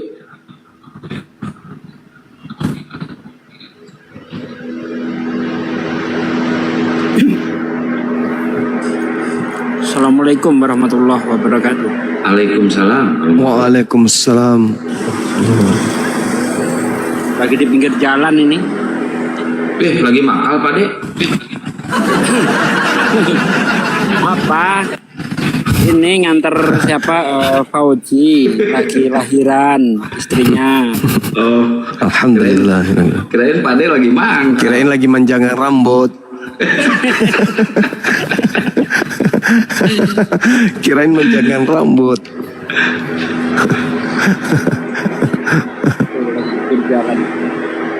Pak guru saya ini ganteng memang. Masya Allah. Cakep. Sambil ngerokok. Kayak penyanyinya itu siapa ya? Sepatumu dari Paris. Dari ya gimana Pak? Di radio aku dengar. Iya betul. Kristo mau menyampaikan suatu kisah. Assalamualaikum Pak Dance. Ya. Waalaikumsalam. Ini sementara menunggu Oten, saya mengadakan penginjilan dulu. Ya, kalau ada Oten langsung moderatornya bisa ya mengarahkan. Oke. Saya menyampaikan apa yang dikatakan Yesus menurut dirinya, apa yang dikatakan Bible menurut dirinya. Karena title judul kita ini percaya pada Yesus selamat. Oke. Matius pasal 26 ayat 39. Kemudian ia maju sedikit lalu sujud dan berdoa, ya Bapakku. Ternyata Yesus meminta sesuatu, hanya berharap kepada Tuhannya. Matius pasal 21 ayat 9. Orang banyak yang berjalan di depan Yesus dan mengikutinya dari belakang berseru Hosana bagi anak Daud. Diberkatilah dia yang datang dalam nama Tuhan, Hosana di tempat yang maha tinggi. Karena Yesus adalah pendoa, ternyata Yesus juga didoakan. Hosana bagi anak Daud, pengertian Hosana berdasarkan kamus Bible. Pada bagian belakang, berilah kiranya keselamatan. Nah, artinya di sini berilah kiranya keselamatan bagi Yesus. Kenapa? Karena anak Daud itu adalah Yesus. Kalimat berikutnya, diberkatilah dia. Siapa dia? Yesus yang diberkati. Yohanes 17 ayat 3, inilah hidup yang kekal, yaitu bahwa mereka mengenal Engkau satu-satunya Allah yang benar dan mengenal Yesus Kristus yang telah Engkau utus. Yesus menegaskan siapa Allah? Tuhannya hanya esa satu-satunya, dan Yesus menegaskan dirinya hanyalah utusan. Matius pasal 16 nomor 15-17. Lalu Yesus bertanya kepada mereka, menurut kamu siapakah aku ini? Jawab Simon Petrus, engkau adalah Mesias, anak Allah yang hidup. Kata Yesus kepadanya, berbahagialah engkau Simon anak Yunus, sebab bukan manusia yang menyatakan itu kepadamu, melainkan Bapa-Ku yang di sorga. Ternyata di sini Yesus diurapi. Seorang yang diurapi ibarat seorang raja sebelum melakukan pekerjaannya pada kitab tanah. Dia dikuasai oleh Roh Tuhan. Sama dengan Yesus, ada 3 tokoh yang menyatakan Yesus adalah manusia yang diurapi. Pertama Petrus, kedua Yesus, dan ketiga Tuhannya Yesus. Matius 23 ayat 9. Jangan menyebut siapapun Bapamu di bumi ini, karena hanya satu Bapa, yaitu Dia yang di surga. Yesus menegaskan hanya Bapa yang ada di surga yang pantas disembah. Dirinya tidak boleh disembah. Saya ingin bertanya kepada Yesus, Yesus, apakah engkau setara dengan Bapa di surga? Tidak. Yohanes pasal 14 ayat 28, Yesus tegas menjawab. Bagian B, sebab Bapa lebih besar daripada aku. Inilah jawaban Yesus. Ada Bapak Pendeta mendatangi saya, berur dan cemumuk. Engkau sudah salah masuk Islam. Bukankah Allah Bapa, Allah Anak, Allah Roh Kudus setara? Namun apa yang dikatakan oleh Yesus, bahwa sesungguhnya Allah lebih besar daripada dirinya.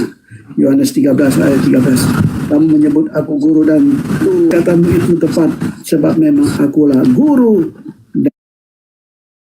dan Tuhan. Betul, kata kurios artinya Tuhan, bukan Tuhan, karena kata Tuhan berasal dari bahasa Sanskerta, yakni tuh yang salah satu pemimpin dewa, seperti apa yang kita ketahui dalam Pancasila sila pertama, ketuhanan yang Maha Esa, ya.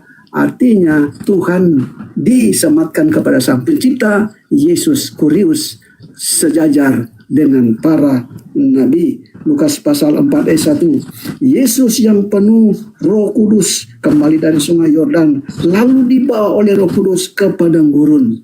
Yesus ternyata dipenuhi Roh Kudus. Kalau dia adalah Allah, tidak perlu dipenuhi Roh Kudus. Pada saat Yesus dipenuhi Roh Kudus, akal, kehendak, kemauan, emosinya di dalam kendali utusan Allah di dalam dia, sehingga Yesus berbicara, sebelum Abraham ada, aku telah ada. Keberadaan sebelum Abraham ada itu adalah roh ciptaan Allah yang di dalam Yesus.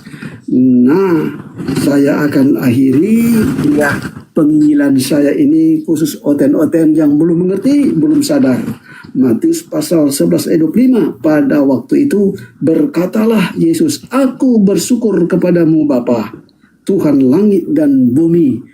Ternyata Tuhan langit dan bumi bukan Yesus, tetapi Bapanya di surga. Demikian penginjilan saya kembalikan kepada MC. Wassalamu warahmatullahi wabarakatuh. Waalaikumsalam warahmatullahi wabarakatuh. Mantap penginjilan Pak Dance. Kalau dulu dipanggilnya pendeta, kalau sekarang Pak Ustadz. Gara-gara debat dengan Gurunda Juma, langsung mualaf tuh dulu zaman di Jum, Pak Dance ini. Padahal masih aktif tuh jadi pendeta, jemaatnya masih banyak tuh. Masya Allah, keren. Ayo teman-teman Oten, silahkan naik ke atas kalau ada yang mau diskusi ya, silahkan. Ini temanya menarik nih, percaya kepada Yesus akan selamat. Ayo. Masih bingung dikasih tema kayak gini juga, kayaknya mereka Gurunda. Karena mereka tahu kalau mereka itu sebenarnya nggak percaya. Iya. Kalau percaya ya mustahil jadi Kristen lah. Kalau percaya kepada Yesus nggak Kristen mereka.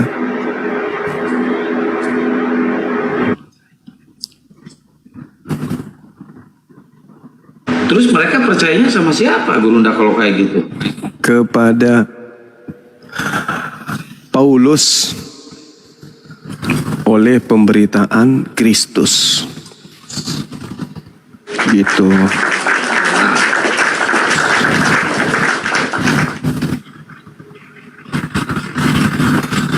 Iya, soalnya Yesus beberapa kali ngomong langsung di Yohanes, dia utusan, dan utusan. Gak pernah Yesus menyatakan diri dia Tuhan. Iya, itulah faktanya. Intinya Yesus datang untuk kaumnya Bani Israel. Mereka ini bukan Bani Israel.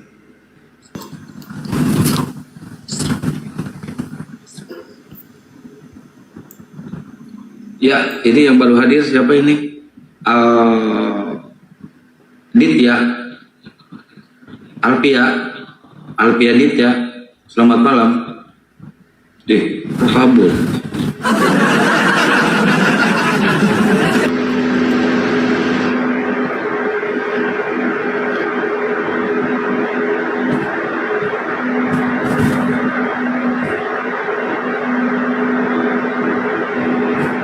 Ayo, banyak banget itu Oten di bawah moderator, dijembakin aja moderator, itu banyak banget di bawah Oten. Jadi CCTV doang.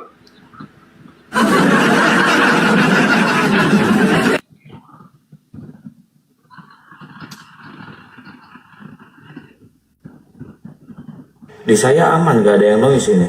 Ayo buat teman-teman Oten, teman Kristen, kita diskusi santai. Ini temanya menarik loh, tema bagus buat kalian ini. Untuk membuktikan kebenaran, kalau ada kebenaran di dalam Kristen ya, silahkan.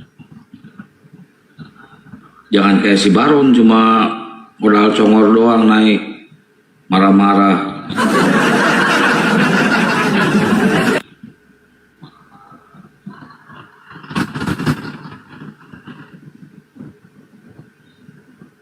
Dijambakin aja moderator. Ini si Pak JJ juga kayaknya belum bener mau mualaf dia.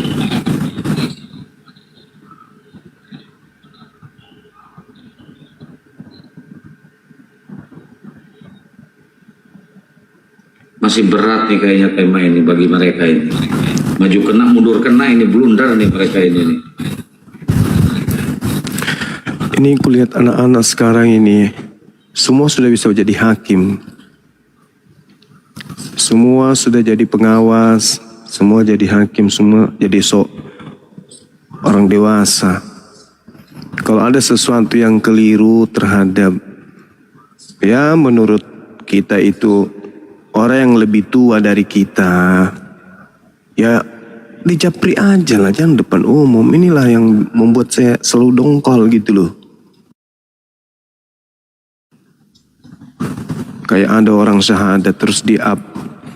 Ya itu keliru kah? Kalau keliru dijapri. Jangan kosok dewasa tegur orang dewasa. Aduh udah. Sok paten.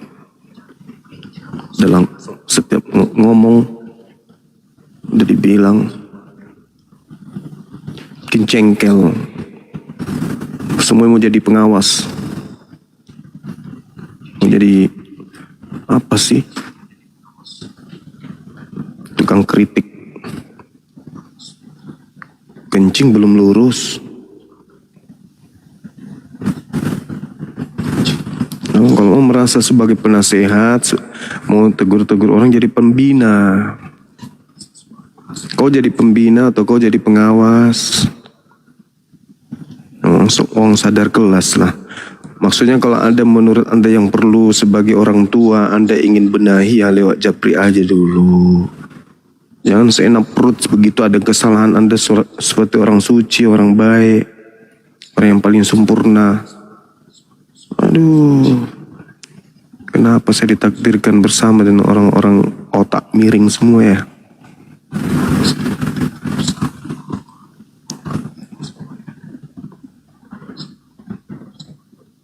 Bikin emosi kan? Jadilah kau pembina. Jadi kau pengawas. Jadi kau merasa punya hak untuk menasehati semua orang. Biar kau jadi yang paling tua. Ada yang kayak gitu di japri. Om, seingatku begini loh, jangan sampai kita kena tegur. Ini matanya aku colok juga nanti pakai garpu.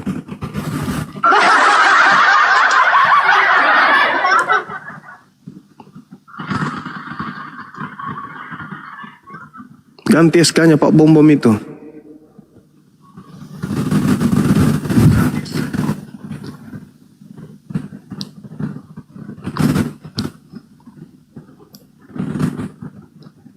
Enggak paham hierarki organisasi. Pasti perlu masuk kembali ke rahim ibunya, habis itu dilahirkan kembali dalam keadaan berkumis. Oke, saudara-saudara sekalian, kita kedatangan tamu di sini. Ada Arjuna. Arjuna mencari cinta. Iya. Silakan. Ada yang ingin tidak disampaikan, Bung? Ya, Arjuna. Selamat malam, Arjuna. Arjuna. Tiap pada naik kok pada diem. Lagi nahan sakit ambeien, Bang. Kalau lapar makan, jangan minta naik. Jangan di komal. Aduh. Makin pecah aja.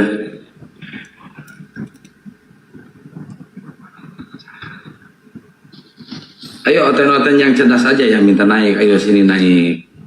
Kalian harus menjelaskan nih, ini kewajiban kalian menjelaskan. Ini naik lagi Arjuna nih. Kalau naik jangan diem Bang, Arjuna. Assalamualaikum. Waalaikumsalam. Waalaikumsalam warahmatullahi wabarakatuh. Masya Allah. Bu Bunda, saya mau tanya. Siap. Saya kan mualaf udah lama dari zamannya sekolah dulu tahun 2003. Alhamdulillah. Cuma saya pengen punya sertifikat Gurunda. Kemarin sudah WA Bang Hendy minta tolong gimana caranya, tapi belum ada jawaban. Saya udah kirim data KTP. KTP masih Islam. KTP sudah Islam. Terus sertifikatnya fungsinya untuk ini Bang, apa kayak dokumen-dokumen gitulah. Karena gini, dulu waktu saya nikah, saya tuh kan pengen pakai nama Islam saya.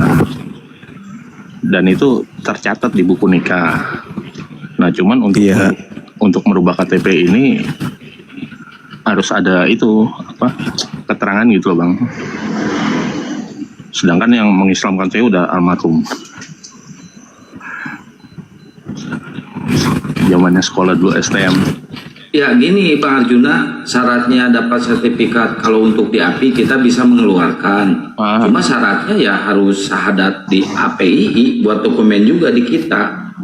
Oh gitu. Iya. Jadi syahadat ulang Bang. Saya udah 2 kali syahadat. Dulu mungkin setahun atau 2 tahun yang lalu saya pernah masuk Komal sini. Sempat ngobrol sama Bang Juma juga, Gurunda. Gitu.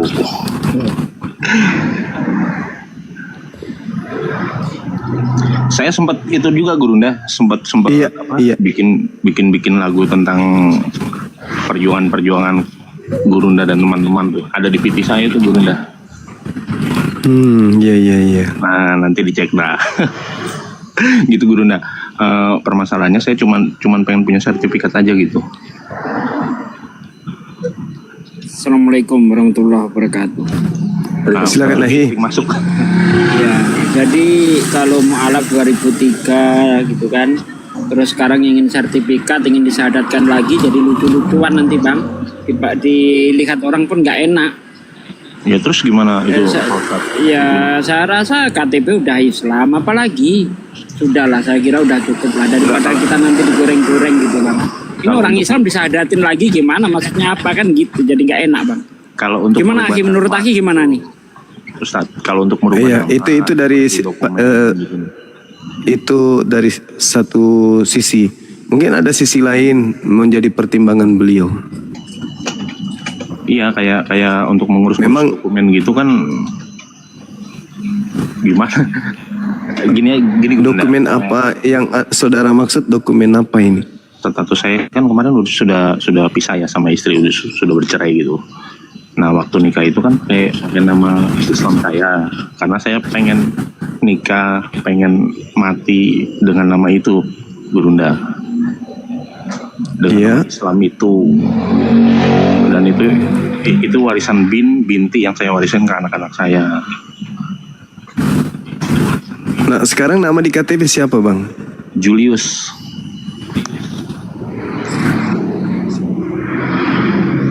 Emang bisa ya ganti nama KTP sekarang ini ya? Nah, kemarin kan maksudnya ngurus-ngurus surat cerai. Gini, saya luruskan Gurunda, bukan ganti nama di KTP, tapi kalau ada penambahan nama di KTP, nama aslinya tetap terjaga, bisa itu Gurunda, misalkan Muhammad Julius, nah itu bisa. Sayangnya ganti semua Gurunda waktu itu. Oh, kalau ganti semua nggak bisa, harus ke pengadilan Bang. Berarti ngurusnya ke pengadilan. Betul, susah itu Bang, kalau ganti semua Bang. Kan dicapil Bang. Iya Bang, susah Bang. Bisa, cuma susah Bang. Nggak bisa setahun 2 tahun. Kecuali ada penambahan sedikit, baru bisa itu. Kemarin kan coba ke sana, terus harus ada keterangan semacam kayak sertifikat, terus diislamkannya di mana gitu loh.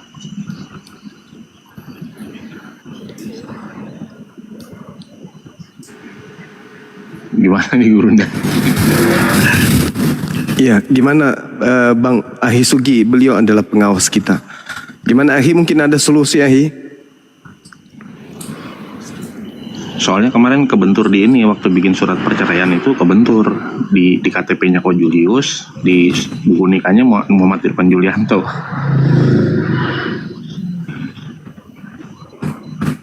Apakah dipersyaratkan di Dukcapil harus ada sertifikat mu'alaf? Itu dipertanyakan Gurunda kemarin. Ini kok buku nikahnya namanya Muhammad Irfan Julianto tapi KTP-nya Julius gitu. Oh, ya, itu juga masalah itu. Kalau Dukcapil petunjuknya gimana kemarin? Ya harus diurus dulu mana yang mau dipakai gitu loh. Kalau mau dipakai kalau mau dirubah KTP harus ada surat keterangan gitu. Oh, ya udah. Nanti ada bukti Anda pernah Kristen nggak? Ada Gurunda. Ada ya? Ada surat baptisan. Nanti mungkin bisa dikirim ke Akang. Saya yang punya kontaknya cuma Bang Andi. Minta nomor saya aja ke Bang Andi, Bang. Oh, ke Bang Andi minta nomornya ini. Siapa? Iya, Bang iya. Santang. Iya, nanti saya minta sama Bang Andi. Saya rasa itu aja, Gurunda. Iya, tidak perlu kita prosesi syahadat. Kalau hanya sekedar keterangan atau sertifikat, nanti dibumbuhi keterangan untuk keperluan ganti identitas. Iya, maksud saya begitu Gurunda. Iya. Karena gimana ya? Dari awal saya mualaf, saya pengen nikah pakai nama itu, nama Islam yang nantinya diwariskan ke anak-anak saya, binti-binnya, dan mati pun pakai nama itu Gurunda. Artinya saya mau mati dalam keadaan Islam. Allahu Akbar. Amin. Amin ya rabbal alamin. Masya Allah. Gitu ya Gurunda, itu yang sekarang jadi kendala itu udah dari 2003 loh. Udah lama. Udah lama banget. Saya rasa gitu aja Gurunda ya. Nanti saya lebih lanjutnya WA Bang Endi ya. Iya. Ya udah Gurunda. Semuanya Ustadz. Assalamualaikum. Waalaikumsalam warahmatullahi wabarakatuh. Waalaikumsalam warahmatullahi wabarakatuh. Ya, ini ada Anan. Selamat malam Anan. Anan, selamat malam. Anan. Ini kok pada minta naik tapi nggak pada ngomong ini. Yang Kristen silahkan naik, minta multi aja yang Kristen. Kalian nggak usah takut, makin kesini emang makin langka Gurunda oten-oten ini. Udah berapa minggu ini nih, pada takut mereka. Iya. Lain kali kalau ada kayak tadi ada 2 itu kan langka, dibungkus aja dulu, diborgol, jangan langsung diturunin. Maksudnya disiapkan jari untuk mute dia, setiap ini mute lagi. Jangan diturunkan karena yang satu yang yang satu itu yang tinggal itu belum tentu bertahan. Buktinya kalau dia sendiri takut, kalau sudah 2 orang itu rada berani. Iya tuh, moderator denger tuh. Terus yang di bawah juga denger ya tuh. Jadi jangan turunin, dikit-dikit turunin. Udah langka sekarang, kalau diturunin semua habis lah. Kadang netizen juga suka pada ngomel, turunin.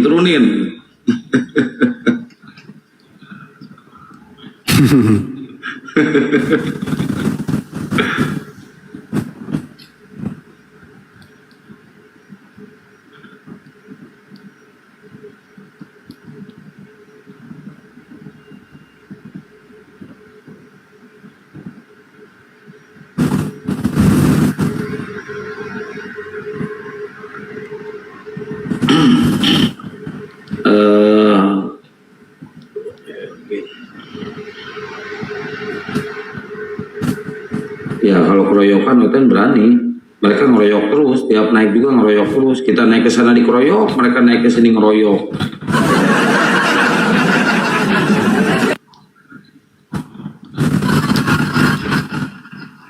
Assalamualaikum warahmatullahi wabarakatuh.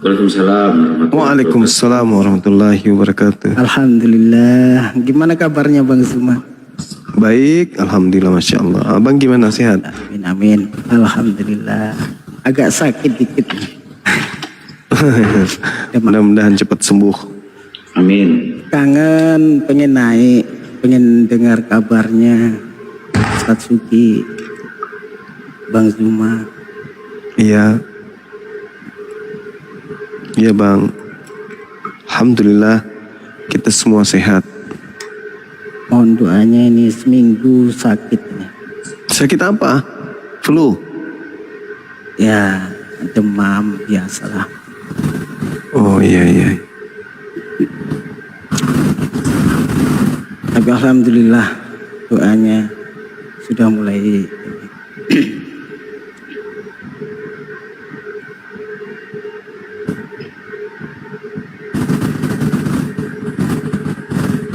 Saya juga, Bang Erwin, sama sakit hati, Oten nggak pada berani naik. Tapi sedikit ya Bang, apa Kian Santang ya. Ih, suaranya kenceng banget. Sarannya gini, jangan dianggap yang di bawah Bang Kian Santang. Kalau ada teman-teman yang apa ya, minta turunkan kayak gitu, saya rasa untuk kita menyikapi Gurunda kita kan sudah tahu yang seharusnya diturunkan atau waktunya diturunkan kan gitu. Jadi mohon teman-teman yang di bawah itu saya minta gitu, jangan terlalu apa ya, meminta untuk diturunkan. Saya rasa guru kita sudah tahu waktunya diturunkan kapan dan waktunya masih dipancing untuk membuat kita itu mengeluarkan narasi gitu. Itu kadang-kadang kita gini ya, dengan adanya Kristen bertanya itu pun adanya pencerahan dari guru kita untuk kita dengarkan di bawah. Tanpa ada pertanyaan dari Kristen, pastinya gurunda kita tidak ada yang mau disampaikan, kan begitu. Jadi inginnya kita kan butuh pencerahan. Jadi kalau nggak ada Oten seperti ini, jadi gimana Bang Zuma? Iya. Tapi betul yang Bang Erwin sampaikan. Namun posisi tertinggi di sebuah komal itu Bang, itu netizen. Mereka adalah raja kita. Kita ingin ikut. Kalau netizen mengatakan ketepak, ya mau tidak mau kita harus ketepak. Turunkan. Karena bahkan begini Bang Zuma, saya disuruh turun ini. Saya baru 1 tahun ini sekali nih ngobrol dengan Bang Zuma kayaknya nih. Mohon maaf ya teman-teman ya, mohon maaf. Saya sendiri memang secara pribadi hari ini saya kangen dengan Bang Zuma karena kondisi saya sakit. Saya kangen gitu dengan Bang Zuma, Ustadz Sugi. Mungkin sudah bertahun-tahun yang lalu kita sering satu room gitu kan. Sekarang ini saya kangen gitu, ingin mendengarkan Bang Zuma di depan saya. Mungkin dengan seperti ini mungkin bisa menyembuhkan ya sedikit semangat saya kan, dan memunculkan semangat saya untuk semangat ke depannya gitu. Jadi saya mohon maaf kalau teman-teman yang di bawah merasa kurang nyaman dengan adanya saya naik. Saya nggak masalah, saya maklumi juga karena ya namanya netizen ya Bang Zuma ya, banyak sekali yang perlu kita dengarkan kan gitu. Maha benar netizen dengan segala ketikannya. Ya itu juga lebih lebay juga itu maha netizen maha benar itu cuman Allah. Yang kedua gini Bang Zuma, yang kedua mohon maaf ya, mungkin saya mewakili dari API Jambi, DPW API Jambi. Ya mungkin hari ini saya nggak memakai atribut API Jambi, tapi saya mewakili untuk DPW API Jambi. Sementara memang aktivitasnya agak vakum Bang Zuma, karena banyaknya aktivitas saudara-saudara kita yang di apa ya, di pemerintahan, dan gak mungkin juga kita apa ya, kita paksa untuk aktif. Tapi insya Allah kalau ada sesuatu hal yang mungkin informasi tentang di lingkungan Jambi, kita siap menampung, dan grup WhatsApp masih aktif. Jadi saudara-saudara kita yang ada di Jambi, kalau yang mau bergabung silahkan. Ada Komal ataupun profil Api Jambi, silahkan DM ke sana. Kita siap tetap menampung untuk saudara-saudara kita yang ada di Jambi gitu Bang Zuma. Iya, Masya Allah. Lanjut Bang, lanjut. Luar biasa. Otennya memang saat ini lagi dirundung duka karena para pendebat-pendebat mereka bukannya berdebat dengan baik melawan Islam, malah mereka yang saling serang sekarang ini. Ya itu kan gara-gara Bang Juma, gimana? Kita menyampaikan kebenaran aja bosku.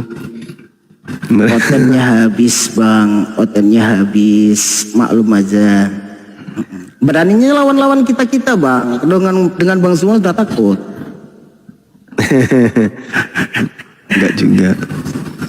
Mereka kalau naik salah ini langsung dipijak lehernya sama Akang. Jadi sulit untuk bernapas. Moderator itu.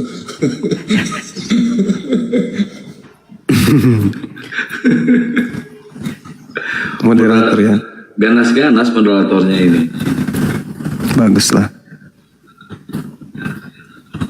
Tapi emang kadang-kadang Burunda saya juga mentalnya belum kuat kalau ada mereka yang benar-benar mencaci maki atau menghujat Rasulullah kayak si Bron tadi. Aduh, mendidih darah ini sebenarnya. Kalau ada di depan muka kayaknya udah rusak itu mukanya.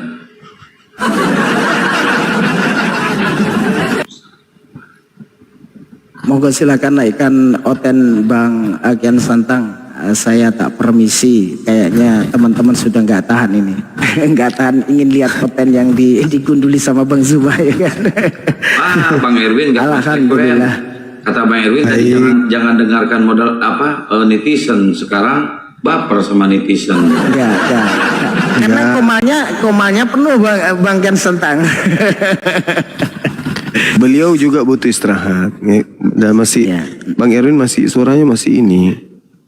Istirahat dulu abangku. Iya, kemarin kan ada Ustadz Alwan menghubungi saya kan, jadi saya belum bisa bantu. Jadi insya Allah besok kalau sudah ini, insya Allah kita bantu. Ada kerusakan yang di yayasan sana ya Bang Zuma.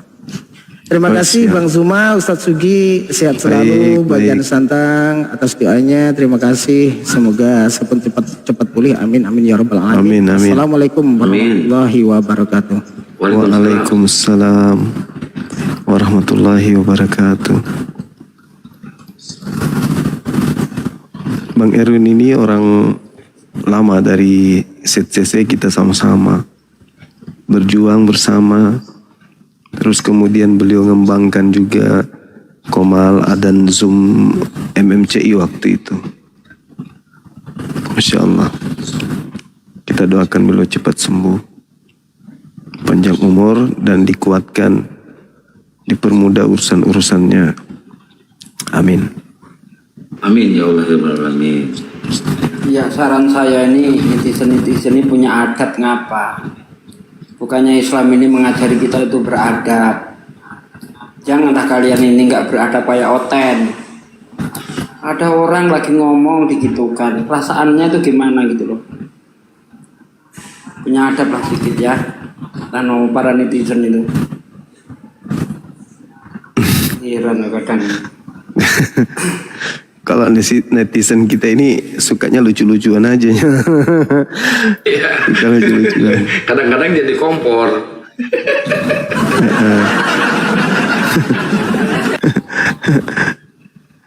Lucu-lucuan mereka ini kumpul di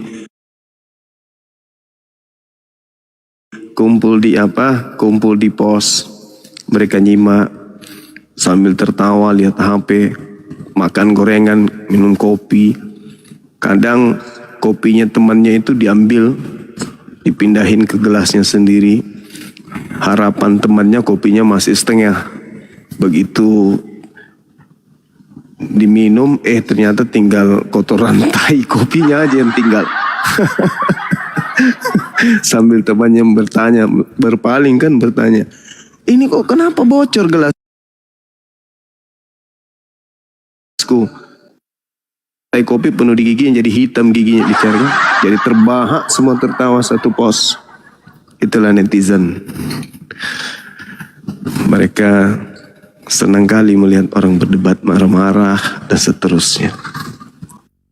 Sampai ada suatu hari namanya Haji Ibrahim di Kalimantan, istrinya nelpon, Bang Suma, apa Bu Haji? Kita tahu Ji apa yang terjadi. Kenapa? Pak Haji bilang. Kenapa Pak Haji? Apa yang terjadi? Tidak sakit, tapi lebih dari sakit.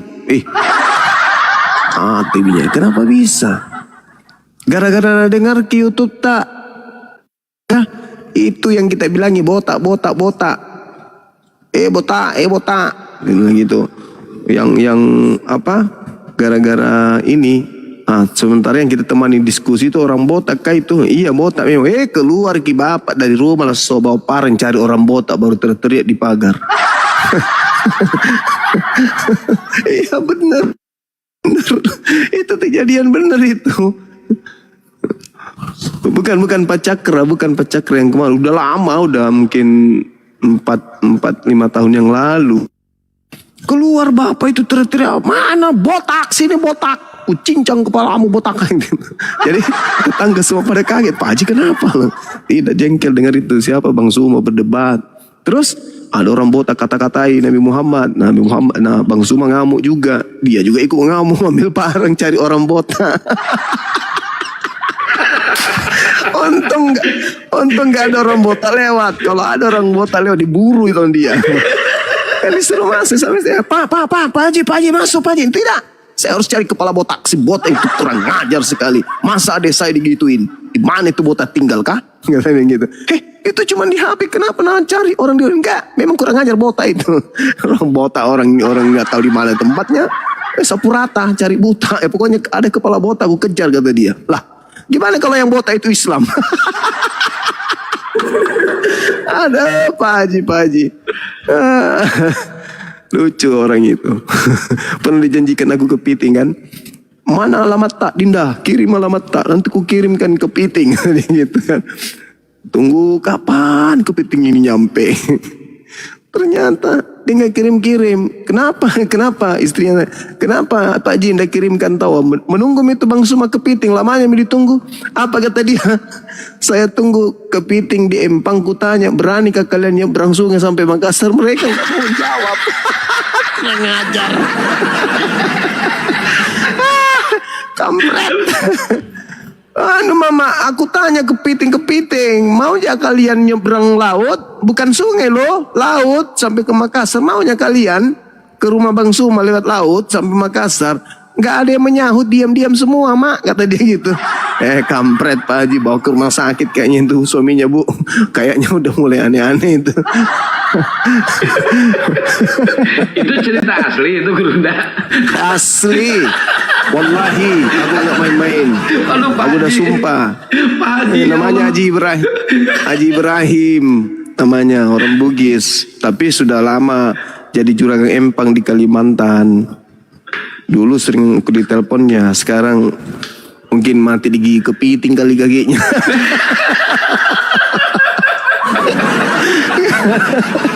Gak ada lagi kabarnya. Apanya ini nelpon orang lagi live, nelpon. Kupikir siapa? Bininya Bang Suma. Tahu ki bapak kenapa? Kupikir apa kabar apa ya, meninggal atau apa? Kenapa bapak Bu? Kemarin kenapa? Ada apa kemarin? Dia keluar gara-gara kita bicara teriak sama botak itu di sosmed, di YouTube. Dia bawa parang lari keluar seri kata dia. Maksudnya itu dia kesana kemari bawa parang cari orang botak. Untung tidak keluar pagar karena pagar rumah tinggi. Tapi tetangga itu ngintip, kenapa itu Haji Ibrahim disebut cari orang botak. Ya, jadi kalau orang botak itu yang lewat orang Islam. Allah Akbar. Itu ini juga. Pak Haji. Itu saking militannya ya ngedukung Gurunda ya sampai kayak gitu Pak Haji. Iya. Dia cari orang botak.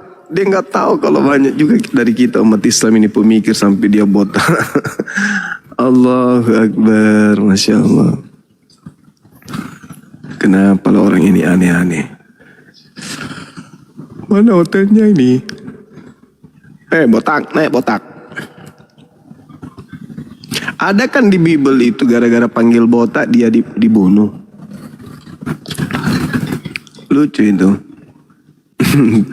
Memang pernah aku berdebat gara-gara botak.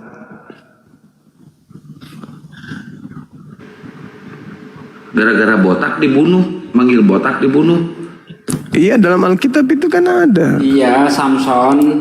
Iya, Samson. Anak itu diajak anak-anak naik botak. Dua raja-raja itu kan ya. Iya. Keluar beruang.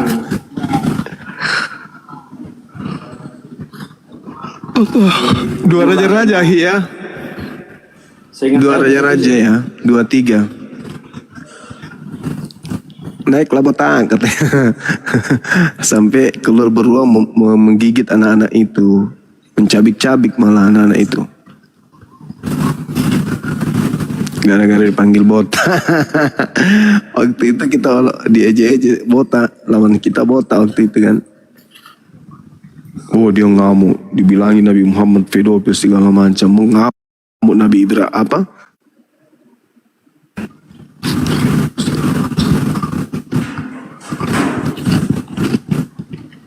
Elisa pergi dari sana ke Betel dan Elisa lupa.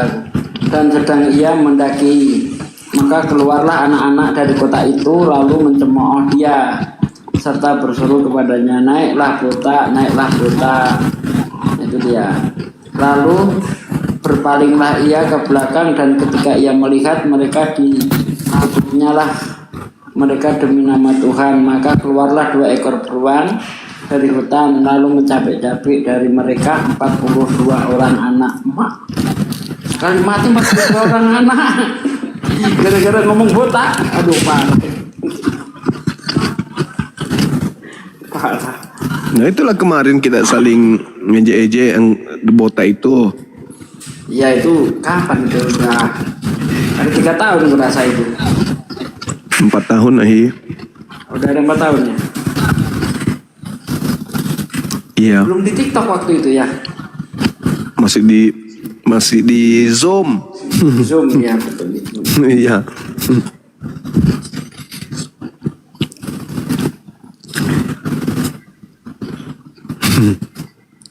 Lucu pokoknya. Ayo naik 10. Aku standby lah lagi di rumah sakit, nggak enak nanti ngomong keras-keras. Oh, akhir di rumah sakit ini? Iya, apa itu?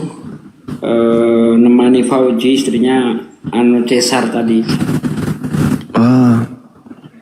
Melahirkan. Alhamdulillah selamat ya, selamat alhamdulillah. Alhamdulillah. Syukur alhamdulillah. Ayo teman-teman Alten silakan naik. Besar itu istrinya. Gimana Hi? Waktu ketemu Haji Zuma itu kan hamil besar istrinya kan? Oh iya betul. Iya. Ingat. Menurut berita Gurunda mereka tuh sekarang lagi di Lakotua karena nanti pagi-pagi mau pada pargoy katanya.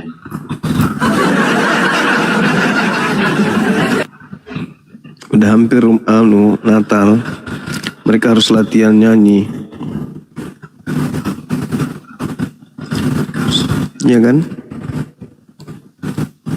Natal sebentar lagi kan?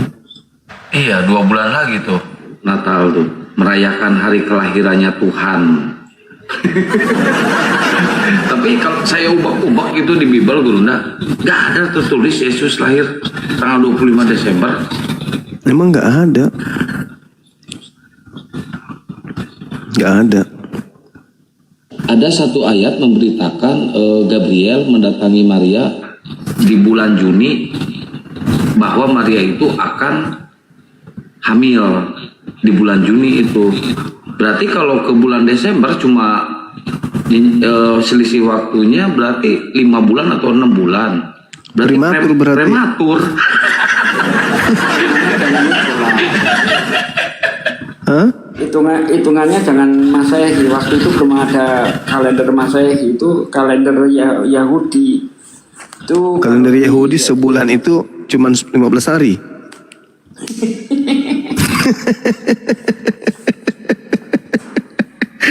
Cuma 15 hari sebulan kan, baru cocok. Sekitar Maret atau April itu, bulan Elul.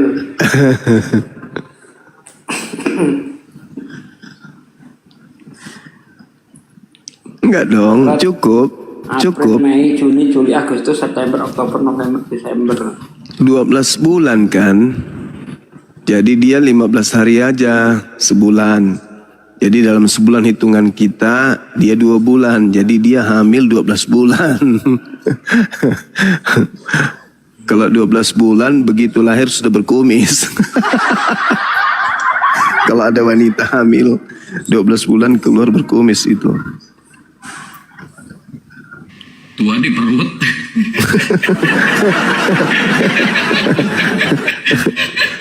Tumbuh kumis atas bawah. Aduh ya Allah. Begitulah barangkali. Kumis maut. Kumis beracun. Bagian rantang hidupnya lancar. Lancar Pak De, lancar. Alhamdulillah.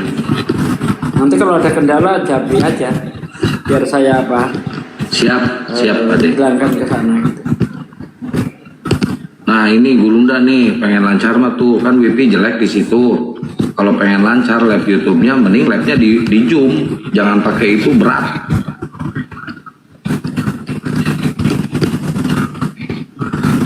Caranya gimana? Orang nggak ada lagi di Zoom.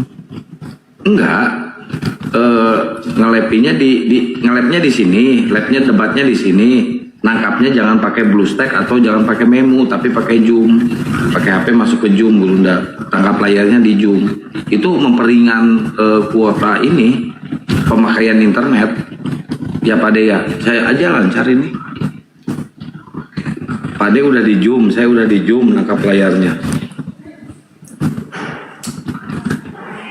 Nggak paham Mas. Oh Bang Handi ada di situ tuh, bisa diajarin sama Bang Handi. Kayak di Zoom itu itulah akhi, sama kayak kita waktu di Zoom itu nggak ada bedanya. Oh ya?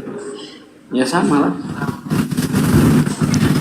Bang Handi udah tidur 2 hari yang lalu. Saya dapat 3 bulan itu 30.000 bagian tanah, lancar kan? Iya, nanti bulan depan saya yang itu. Ya. Bagian Zoom murah. 10.000 bulan. Jadi untuk laptop-laptop yang kentang itu udah bisa. Makanya Nora kemarin tuh saya sarankan carilah yang harga-harga 2 juta, 1,5 juta. Ya. Nanti bisa Zoom lewat saya, ikut saya gitu kan.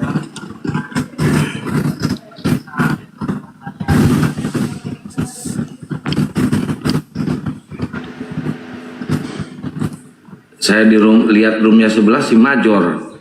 Aduh, si Major mah puncelang itu mah. Udah akut si Major mah. Si Major udah. Kalau 2 otennya suruh screen 1. 2 sama si ini, sama si siapa ini? Si Karen itu yang caci maki pendeta itu. Jadi saya sama mereka debatnya. Oh gitu. Iya. Udah kacau mereka ini. Dari susah kali. Kalau kau Besok kau tadi kan kau selalu masuk ke Yesus, Tuhan, Tuhan Yesus, Tuhan Yesus. Itu yang saya tadi bantah. Malu.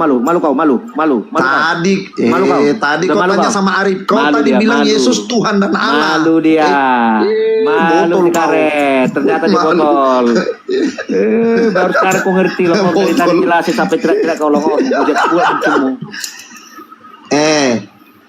Kalau kau tadi mengerti dengan saya punya papa papi itu sudah nyambung. Sekarang kamu aja yang tidak nyambung. Itu gelar. Pencipta itu adalah sang ilah itu. Makanya Tuhan Allah. Saya pikir ayat ini kau mau bawa dua oknum, paham kan tidak? Ilah yang benar.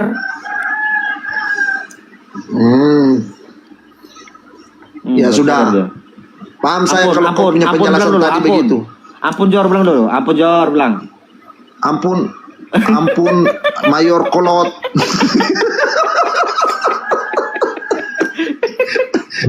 Kau dari tadi kalau penjelasanmu seperti itu saya nangkap.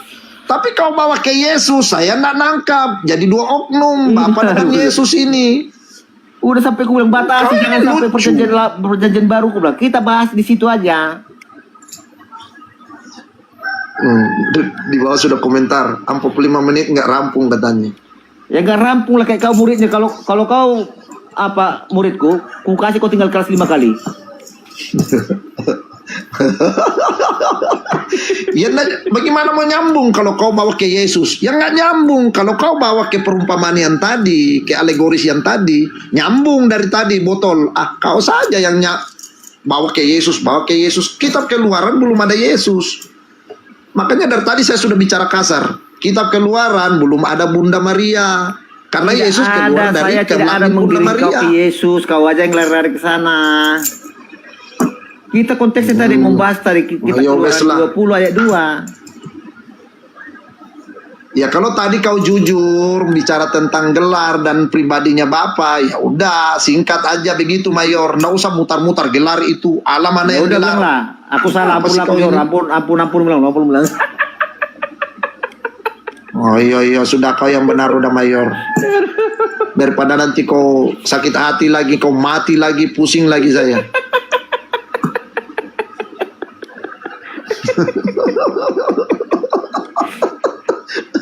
Udah botol menghujat pula kau. Tawa lagi kau. Dari tadi bukan menghujat, kau itu tidak mengerti saya bilang papa papi. Itu saja permasalahannya karena saya maksud papa papi itu satu orang. Jujur lu kau tanya kau. Kalau orang mengatakan menyebut orang tuanya laki-laki, papa papi, terlalu boros nggak? Memang menurut kau terlalu boros, tapi buat kami orang Manado, begini Mayor, saya jelaskan ya. Kenapa kita panggil papa papi? Papa itu panggilannya ibaratnya panggilan orang bawah, mengerti tidak? Papi itu panggilannya orang derajatnya lebih tinggi. Jadi dipanggil dua-dua orang tua kita itu disanjung lebih tinggi. Paham tidak kau Mayor? Berarti jadi papa saya disanjung. Enggak, berarti orang tua kita. Saya kasih tahu ya, kita orang Manado, orang tua kalau dipanggil panggil papa papi, itu derajatnya lebih tinggi daripada panggil papa doang atau ayah. Ngerti nggak? Ini masalah derajat. Paham tidak Mayor kau? Iya, berarti dua-duanya kau sematkan kepada orang tua laki-laki. Iya, orang tua saya yang satu-satunya. Begitu itu yang saya maksud dari ayat ini. Dengan papa yang tadi cuma yang kau rendahan, tidak papa itu kan rendahan. Papi itu yang derajat lebih papa tinggi. Itu panggilan berarti, orang panggilan berarti yang rendah. Jadi saya panggil dua-duanya, yang rendah sama yang tinggi. Karena papaku satu-satunya. Iya. Ya ini sama seperti Tuhan dan Allahmu. Begitu loh. Kau tidak mengerti sampai di situ, makanya ribut. Coba kalau kau bilang alegorismu kayak tadi, guru pekerjaannya dan pribadinya adalah namanya ya Karen. Ya itu saya nyambung dari awal. Habis kau bawa-bawa ke Yesus ayat ini tidak cocok, bertentangan kita. Kau aja yang nyososok, kau malu. Kau malu. Bukan malu. Mau angkat bendera putih kau malu. Bukan malu, penyampaianmu itu tidak tepat. Mengerti tidak? Saya menyampaikan papa papi itu udah masuk sesuai ayat. Kau aja yang tidak masuk.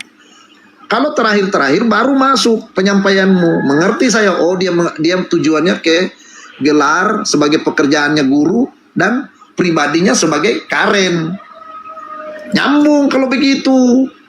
Tapi tetap satu orang yang adalah guru itu sendiri.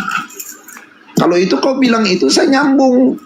Kalau dari tadi kau bawa ke Yesus lah, bawa ke perumpamaan yang guru Tuhan adalah sesembahan, tapi belum tentu Tuhan adalah pencipta. Itu tidak nyambung. Kalau alegorismu itu, perumpamaanmu itu, paham tidak? Itu yang saya ribut dari tadi. Karena kalau kau bilang seperti itu, kau akan menuju pada dua oknum dalam ayat ini, dalam Keluaran 20 ayat 2 ini. Bukan satu oknum lagi. Itu yang saya ributkan dari tadi. Paham kau, Mayor? Makanya dari pertanyaanku ya sudahlah. Kan gitu. Yang menciptakan itu gelarnya atau bukan oknumnya? Pertanyaan begini, maksudnya kalau kau jadi guru kayak begitu, murid pusing, jadi tambah bodoh, paham tidak? Langsung to the point, kau bicara seperti yang tadi itu, yang terakhir. Jangan kayak tadi, Tuhan Allah adalah sesembahan, tetapi Tuhan belum tentu adalah sesembahan. Orang bingung. Yang kau masuk ke situ, alegorisnya tidak akan dapat. Makanya saya bawa lebih rendah lagi, papa dan papi. Tetapi oknumnya sama, satu orang, tidak dua orang. Orang sampai suka seperumpamaan, misalnya papamu dipanggil papa papi, apakah dua orang yang berhubungan dengan ibumu? Masih tidak nyambung juga kau. Kan satu orang yang suaminya ibumu. Gimana sih? Ya udahlah. Cuma dipanggilnya dua, papa dan papi. Tapi kau udah kau akui sekarang ada Tuhan itu adalah gelar. Tadi kau bilang tadi Tuhan itu pencipta. Itu aja. Itu yang aku kejar kau. Iya, tapi kalau menurut begini, saya mau kasih tahu juga sama kau, Mayor. Saya berbicara sesuai terjemahan LAI dan secara KBBI, karena kita ada di Republik ini harus pakai KBBI, Kamus Besar Bahasa Indonesia, begitu loh, Mayor. Tidak bisa kita keluar dari koridor itu. Kau tidak paham, makanya ya itu yang bikin kita ribut di Komal, teman semua orang Kristen ya seperti itu. Mempertahankan sesuatu yang orang tidak paham, mau dipaksakan, tidak boleh. Kita harus cari jalan tengahnya. Ini maksudnya begini, ini begini. Itu baru namanya diskusi, begitu loh. Udah, pokoknya intinya kau udah ngaku kau, ya. Ya ampun, bilang lu ampun, ya. Kau gitu. Iya, sudah. Saya minta maaf, saya maki-maki tadi. Habis saya jengkel, kau dijelaskan papa papi tidak mengerti terus. Memang gini loh, Karen. Kalau aku saya pikir kau punya kau termasuk kuat kau ngadapin aku diskusi. Ada yang sampai diimpus sampai dioksigen di bulan, iya. Kau termasuk kuat. Kau cuma minum air galon aja udah 5 galon kurang kau minum dari tadi. Kau termasuk kuat, kau cuma minum air galon aja kau boros. Kalau orang sampai botol impus sama botol oksigen di bawah itu dia. Saya minum aku 2 botol. Ya iya, itu saya pikir kau mau menuju Tuhan ini ke Yesus. Kalau kau menuju ke Yesus, jadi salah pemahaman. Itu yang dari tadi saya bantah. Tidak boleh ayat ini dibawa pakai 2 oknum, hanya 1 oknum ini. Cuma satu Tuhannya gelar, Allahnya itu orang pribadinya, begitu loh. Ini kau udah lurus, oknumnya. Betul. Sebenarnya dari tadi kau udah lurus. Cuman mau kau belok-belokkan lagi untuk apa? Kalau bukan mau belokkan, kau yang menjelaskan sebagai guru salah. Tidak tidak secara detil. Jangan pakai kata khusus. Kan dari khusus itu masih ada kata yang lebih halus lagi, yang lebih terpecah. Kau aja yang menjelaskan. Kalau kau guru, muridmu botol semua kalau cara penjelasanmu seperti itu. Ya udah aku bilang kalau muridku yang masuk angin udah bilang itu udah diimpus itu. Minimal kau termasuk kuat kau. Masih cuma air galon aja kau habis sampai 5 galon. Merasa udah mandi-mandi kau gitu. Sejak kawan kalian bisa bikin saya. Selagi saya masih ada otak, masih sehat ya, masih bisa berpikir, ya yang rasional saya terima, yang tidak rasional itu yang saya bantah, begitu loh. Manusia rata-rata seperti itu, Mayor. Kalau tidak masuk di pikirannya, di rasionalnya, di logikanya, itu dia akan bantah habis-habisan. Tapi kalau dia sudah mengerti, ya sekalipun dia Daud sendiri, dia akan merendahkan diri. Sekalipun raja, presiden, dia akan merendahkan diri kalau dia tahu, oh iya, sudah. So begini, ini berarti ini yang betul. Begitu caranya. Kamu jadi guru bagaimana kalau caranya begitu? Iya, jadi kalau saya mau menjelaskan sesuatu ayat itu saya pakai alegoris yang gampang-gampang orang paham. Jangan yang sulit-sulit, yang teologi sekali. Jadi kalau gini, mau pakai teologi mau jelaskan sama orang awam, bingung, bodoh, tambah nak karu-karuan, ribut yang ada, maki-makian yang ada. Jadi gini Karen, dari sekian begitu itu yang orang, saya maksud. Dengar dulu, dari sekian orang yang saya ajak diskusi, yang udah pada pingsan, ada yang pingsan, ada yang sesak napas, ada yang ini, baru kau yang paling kuat cuma minum air galon 5 galon. Ya, itu aku itu. saya seumur-umur diskusi juga. Saya seumur-umur juga diskusi, baru kau ini Mayor yang bisa seperti ini. Ya kalau aku di tempat lain udah kayak gitu, aku udah di kick, udah bisa lama aku di atas, udah di kick. Karena kenapa udah sesak napas daripada nanti daripada pingsan atau nanti ditipu ambulan, mending di kick. Kalau kau masih cuma air galon aja, kau habis-habis kan sampai 5 galon. Ya kau. Ya kalau saya sih bukan ini ya. Saya pikir kalau sesuatu yang rasional ya kita terima. Ya apalagi ini bicara tentang kebenaran ya. Kalau bicara tidak sesuai dengan kebenaran, saya tentang. Saya prinsip begitu, Mayor. Jadi kalau tidak sesuai dengan kebenaran, saya bantah. Ini yang namanya diskusi ya, perang orang sara, perang orang lere itu wajar. Ya. Tapi bagaimana kita bisa menyatukan yang namanya pendapat, kan di situ poinnya semua kan di satu pendapat. Ya, iya. Ya gitu. Bukannya kita mau ibaratnya mau adu ego. Kalau adu ego itu nggak pernah ada. Mau cari menang kalah, bukan mau cari menang kalah. Iya, betul itu. Karena kenapa? Gini kan ya. Di saat kita diskusi apalagi dengan saudara kita yang muslim ini, ya orang itu selalu mempertahankan egonya, ya. Padahal kita mau menjelaskan kepada mereka bagaimana kita mau memahami tentang iman kita, ya. Orang itu tidak mau tahu pokoknya. Orang itu ilmunya lagi pokoknya. Apa pokoknya? Ya gimana diskusi pokoknya? Siapa mau lawan lagi? Ya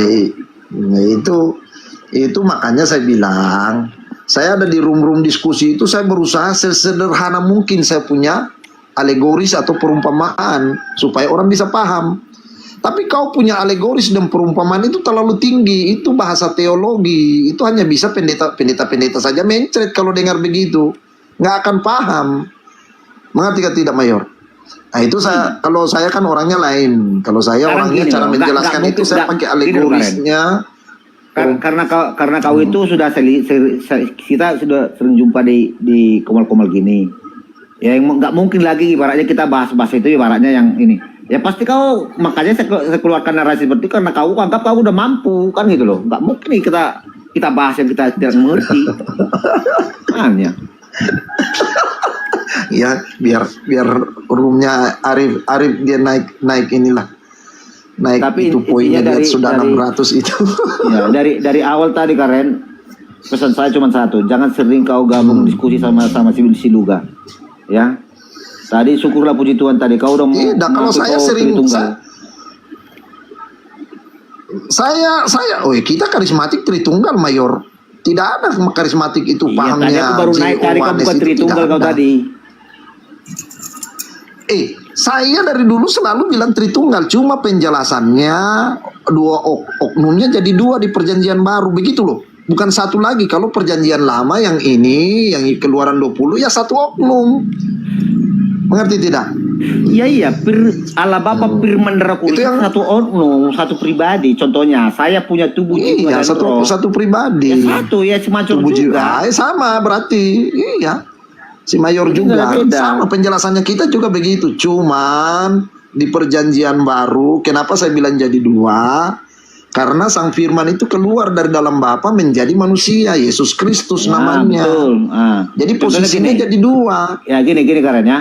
Contohnya kan dengar dulu ya kan kau tidak bisa melihat saya di sini ya kan karena kita kan berjauhan bagaimanapun caramu karena kau di sana saya di sini kau tidak bisa melihat saya tapi kau ingin berkomunikasi dengan saya dengan berinteraksi dengan saya ya kan sehingga kamu membuat namanya akun itulah akun ini Karen ini ya Nah, di saat kau buat naik kau di sini, ya dengan apa kita mau berinteraksi dengan si Karen? Ya, dengan akun ini.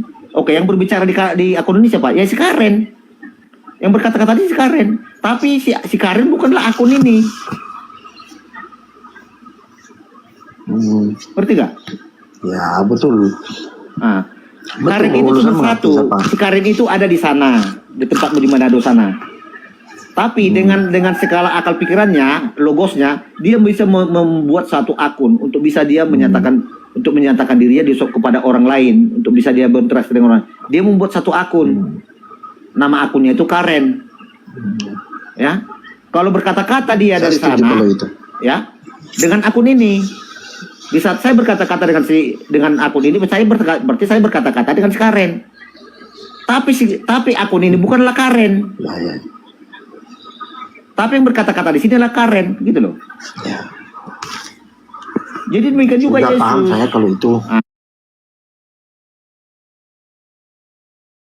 Nah, demikian juga Yesus.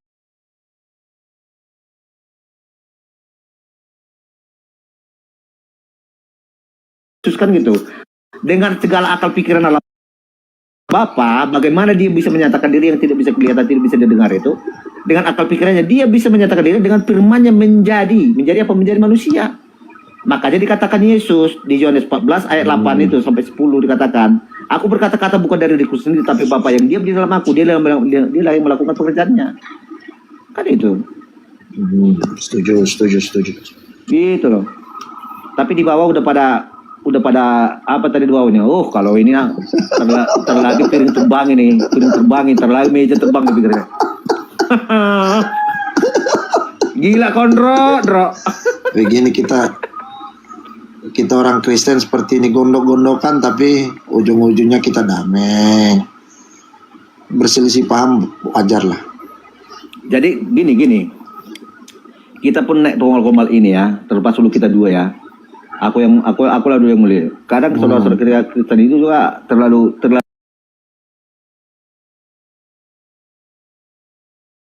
Ya, saya jujur ini, saya bicara jujur. Saya dari dulu berdiskusi dengan teman-teman Muslim itu cuma Sherlock. Nggak ada aplikasinya mereka mau cari. Tapi saya berdiskusi dengan teman-teman Kristen, saya dicari sama tentara mayor di tempat tongkrongan saya. Saya kaget juga teman-teman bilang, kau jangan dulu ke sini, kenapa? Nah, ada mobil satuan khusus muncul ke sini cari kau angkatan darat punya. Iya, kabur sering menghujat kau, makanya kau dicari. Tidak.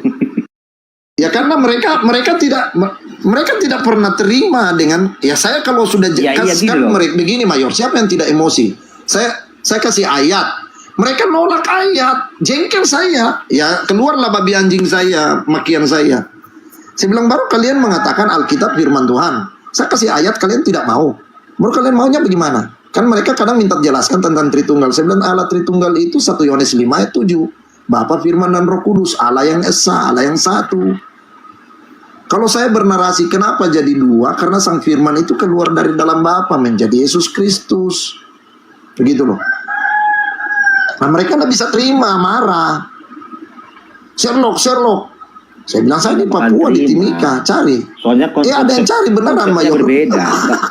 Gak bakal jumpa, soalnya konsepnya berbeda. Saya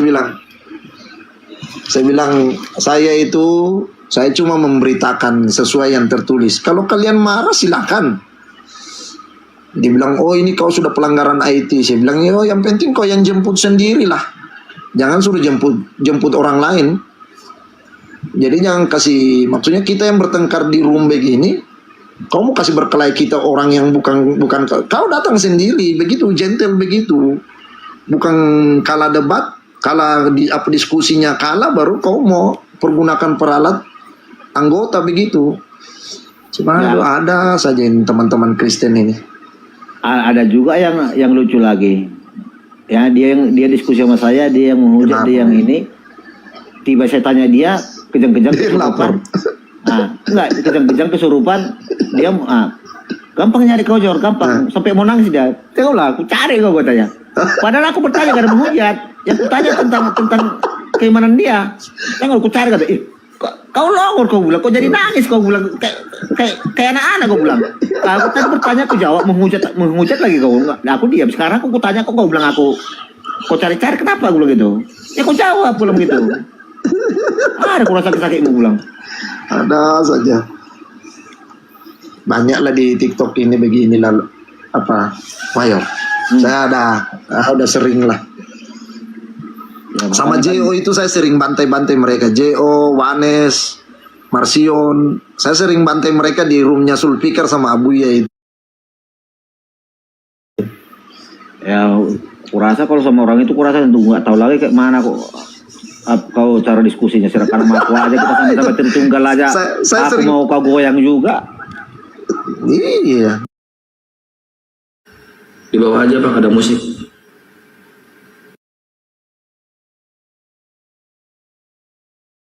Itu kok ngarang loh. Saya bilang ini Alkitab loh. Oh, nak mau dengan Alkitab elektronik di apa-apa? Oke, saya buka Alkitab ini buku. Cuma ini Alkitab yang versi baru. Nak mau juga saya sobek betulan di depan dia itu Alkitab itu. Nak mau juga pakai ayat Alkitab yang secara buku itu. Aduh, saya bilang kalian ini memang JO ini susah ini. Akut kalian. Saking jengkelnya Mayor. Saya bilang sudah. Mereka bilang, kau kurang ajar, kenapa Alkitab? Ya sudah kan saya yang beli, emang kau duitmu. Saya bilang masih banyak di toko, kalau mau beli bisa beli 10, saya bisa beli 100 juga. Kenapa kau marah? Katanya firman Tuhan, saya baca ayat kau tidak mau, saya sobek kau marah. Maksudmu apa? Alkitabku, duitku yang saya beli. Emang kau pikir ini bapakmu yang kasih? Kalau bapakmu yang kasih, ya saya menghujat menghina bapakmu, pemberian orang tuamu, saya bilang. Alkitab pemberian saya yang beli sendiri. Kok ngamuk? Saya kasih tunjuk ayat, kok tolak. Lucu saya bilang ini JO ini. Jadi aku tanya dulu Karen, kau kalau ini gereja kalian ini masuk kategori Protestan nggak? Karismatik. Enggak. Iya kan, termasuk kan masuk PGI. PGI dari PGI. Iya. Kan dong. Soalnya kalau orang Katolik kan iya, kita petinggi-petingginya dari orang Batak semua, mahasiswa semua, profesor doktor kalau GKKD. Iya maksudku, kan kalau udah masuk di PG berarti Protestan. Kalau orang Katolik kan ada lagi orang di Kemenak orang itu.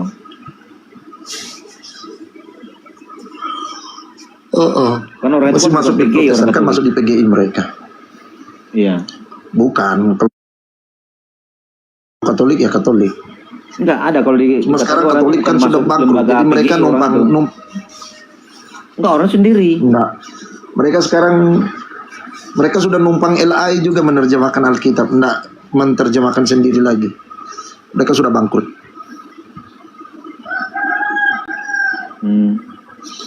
Udah 1:30. Besok nggak gereja ke rumahnya? Saya gereja kalau tanggal 1 Mayor. Kalau perjamuan juga kawin, masa gereja kau perjamuan saya. Kau dengar dulu alasanku kenapa kau saya tidak. Saya kalau enggak perjamuan saya enggak gereja karena kenapa? Karena yang naik itu orang baru belajar khotbah, percuma kayak sia-sia saya datang, saya pingin dapat berkat dari khotbah tapi kok kayak ada baca Alkitab di atas. Mendingan saya bilang anakku yang baca Alkitab. Ya, dia kayak ada bercerita. Nggak masuk akal begitu loh, karena kau seorang debater, jadi kau udah paham. Jadi kok pendeta pun nggak udah ini ya. Tidak, kalau bukan itu, kalau pendetanya enak khotbahnya, maksudnya merasuk di jiwa begitu loh Mayor. Tapi kalau yang pekerjanya ini mereka baru belajar. Jadi pasti kalau dia umpamanya dia mau menjelaskan itu tidak ini ya kau tidak akan terima lagi. Ya mentok, karena kan penjelasannya tidak sesuai yang tertulis, tidak sesuai dengan kalau kita kayak karismatik kita kan selalu ngeroh. Tapi kok ini yang membaca pokoknya dari minggu kedua, ketiga, keempat itu yang khotbah itu bukan pendeta. Jadi misalnya pengerja yang baru-baru belajar disuruh belajar itu di hari-hari itu, minggu-minggu itu, begitu loh Mayor. Ya saya merasa kalian masa pakai saya belajar sih, saya bayar persembahan bukan bayar 50.000, 100.000. bertiga sama istri 300. Lah, kita bayar tiket 300 kok. Saya bilang kok khotbahnya ini baca Alkitab doang, mendingan kita baca di rumah. Duitnya kita pakai makan. Kan begitu. Ya pikiran Cina aku ya jalan lah. Saya masih ada separuh Cina. Saya tidak dapat apa-apa dari apa dia baca Alkitab. Kalau di Manado itu, gereja yang dominan itu gereja apa di sana yang paling dominan? Protestan. Enggak, maksudku nama gerejanya yang paling ibaratnya kalau kalian familiar lah. Gemim. Apa? Gereja masih Injil Minahasa. Oh, ibaratnya itulah gereja kesukuan ya. Iya, gereja. Kalau kalian di Batak kan apa ini? Apa? HKBP. HKBP ya, HKBP. GKI sama. Gemim tadi. Gemim. Iya. Ya karena kalau dilihat juga dari secara populasi bisa dikatakan di sana itu bisa 80-70% ya. Sekarang Muslim sudah mau hampir ini lebih dari separuh, Mayor. Oh ya? Di Manado. Udah berimbang. Sudah banyak masjid di sana sama karena ya maklum kan orang Manado. Saya kadang malu dengan saya punya suku ini. Mereka bisa jual agama demi makan minum soalnya. Ya seperti itulah keadaannya. Mau gimana? Itu kan pribadi-pribadi. Udah hampir 50-50 di sana itu. Ya sudah di sana yang bikin itu juga kan. Memang di sana ada kampung namanya Kampung Jawa. Di sana juga ada kampung Arab. Bahkan ada Imam Bonjol kan ada kampungnya Jaton. Jadi itu mereka membawa pengaruh itu ya lembut. Orang Kristen kalah sama mereka caranya. Kalau orang Kristen kan beringas di sana kan. Ya mereka caranya tidak beringas begitu, lembut. Tidak kayak di Pulau Jawa begitu loh, Mayor. Mereka Islam di sana tidak poligami rata-rata. Walaupun orang Arab tidak ada poligaminya. Jadi kelihatan kayak Kristen. Nah, itu menarik buat mereka di sana seperti itu. Sudah hampir 50-50 di sana Manado itu. Saya lihat gereja juga 2 tahun kemarin kan saya pulang. Sepi gereja sekarang. Kau di mana Bang? Bukan di Manado Bang? Nggak ada lagi. Saya merantau ke Papua. Oh di Papua. Cari nafkah di Papua. Di Timika sih. Ini jadi tinggal kita dua di sini. Orang itu pada tidur ini. Pada tidur ini hostnya ini. Sengorok tadi saya dengar itu. Dia biarkan kita 2 ribut ini host ini. Biar aja orang itu saya senang. Lempar bangku di atas katanya, lempar meja katanya. Kalau di bawah, kalau di bawah tadi pikirannya, lempar meja, lempar bangku ini, lempar gelas ini katanya. Tahu nggak kenapa saya lebih senang di room Muslim? Di room Muslim itu lebih netral, Mayor. Kalau kita ke teman-teman Kristen, kita nggak bisa bernarasi kayak begini. Begitu loh. Belum apa-apa kita sudah di-kick, diblokir. Apalagi ke tempatnya bom-bom. Habis sudah kita. Kalau di bom kan komalnya dominan. Iya, enggak bisa. Semua rata-rata teman-teman Kristen semua seperti itu. Iya. Beda sedikit saja pendapat kayak tadi Mayor udah nggak bisa lagi ada di situ. Kalau enggak di-kick ya diblokir. Kalau kita mau minta naik, nggak dikasih naik, kan begitu. Makanya saya bilang, iyalah, tunggulah. Saya ketemu kalian di room Muslim lah.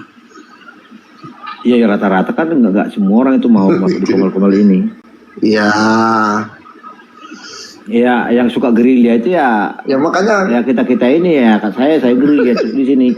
Pokoknya tiap ada kok komal-komal Muslim yang buat topiknya anak manusia bukan Tuhan, Yesus bukan Tuhan. Langsung naik aku tuh. Langsung ku giling rumah itu. Ya kalau saya narasinya ya, saya tidak bisa frontal katakan Yesus itu Tuhan, Mayor. Kenapa? Karena kan ke Tuhan itu ya itu yang tadi saya bilang. Yesus itu pangkatnya atau apa gelarnya itu Tuhan di atas segala Tuhan, yang adalah Allah atau Tuhan itu ya Sang Firman, gitu loh. Itu pemahaman kami di karismatik seperti itu. Jadi Yesus mempunyai dua gelar. Betul ortodok bilang Yesus sama Katolik bahwa Yesus punya 100% manusia, 100% ilah. Ya, kita percaya itu seperti itu loh. Ya, makanya tapi bukan kayak saksi Yehova. Kalau saksi Yehova itu 1000% dia itu manusia seutuhnya, tidak ada keilahiannya kalau saksi Yehova. Malah dikatakan Yesus itulah manusia benaran nabi, Bro. Aku pernah diskusi kemarin sama iya, kalau saksi Yehova begitu narasinya. Yesus itu manusia ciptaan pertama. Jadi Adam ini siapa? Aku bilang itu. Belum, berarti iya dekat sebelum Adam diciptakan Yesus. Mereka tidak mereka nak mengerti alegorisnya bahwa Yesus itu Adam kedua.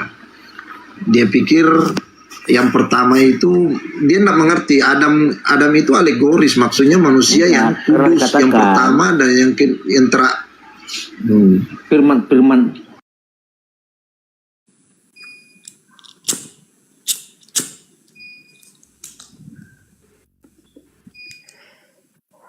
Kenapa bang masuk Islam bang? Kan di Islam berat loh bang, harus sholat 5 waktu, harus puasa sebulan penuh.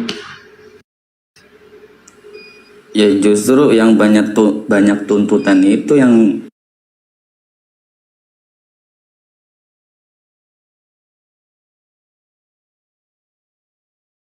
logik gitu. Karena di agama kan bukan nyari seru-serunya doang. Nyari seru-seru, nyari kebebasan mungkin ya.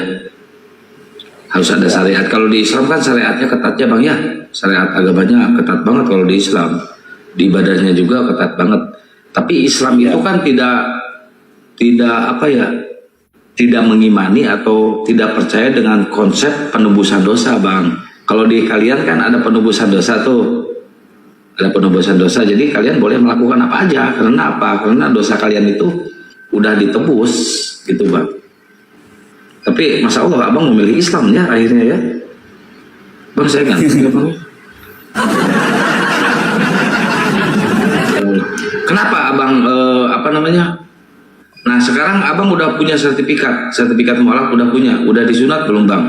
Abang udah ngelakuin sholat belum? Kalau disunat banyak pertanyaannya. Disunat udah, abang udah melakukan ibadah sholat iya inilah udah dijalanin. Udah belajar baca Quran? Masih Iqra 3. Iqra 3 udah bagus. Terus abang gimana sekarang udah di Islam bang? Perasaan abang? Tentram, damai, nyaman. Tentram, damai, nyaman. Awalnya gimana sih bang? Abang bisa masuk Islam ini lewat perdebatan atau lewat apa bang?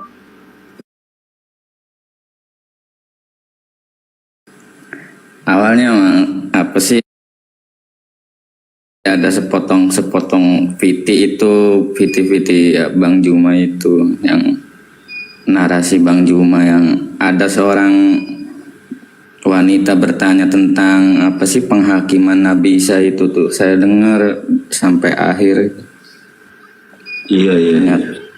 Iya, maksudnya saya catetin gitu ayat-ayatnya. Buka Alkitab. Kok iya juga ajaran Yesus sama ajaran yang Yesus datang Paulus itu bertolak belakang gitu. Tapi kan bang ini judulnya nih ya, percaya pada Yesus akan selamat. Nih judulnya. Iya, kalau Yesus yang datang ke bangsa Israel kan ya itu emang Yesus anak Maria itu yang asli. Itu baru keren. Itu maksudnya judul itu tuh merujuknya ke situ. Bukan Yesus yang datang kepada Paulus yang ngomong akulah Yesus yang kau aniaya. Bukan itu. Padahal kan Yesus kan sudah terangkat gitu ya. Yang datang ke Paulus itu kan siapa gitu kan. Iya. Wah bener abang masuk Islam itu abang udah bener itu. Tapi bukan gara-gara kawin kan bang, nikah bang, bukan? Nikah belum bang. Kenapa nggak laku bang? Kok mirip sama saya bang? Gak laku. Gak laku. Kalau saya bukan gak laku bang, belum ada yang mau. Kalau abang kan gak laku ya. Kalau saya belum ada yang mau bang. Iya. Beda. Kalau saya nggak laku. Nggak laku abang mah. Kalau saya belum ada yang mau. Beda bang. Karena itu banyak Roh Kudus. Banyak Roh Kudus. Kepenuhan Roh Kudus ya bang ya.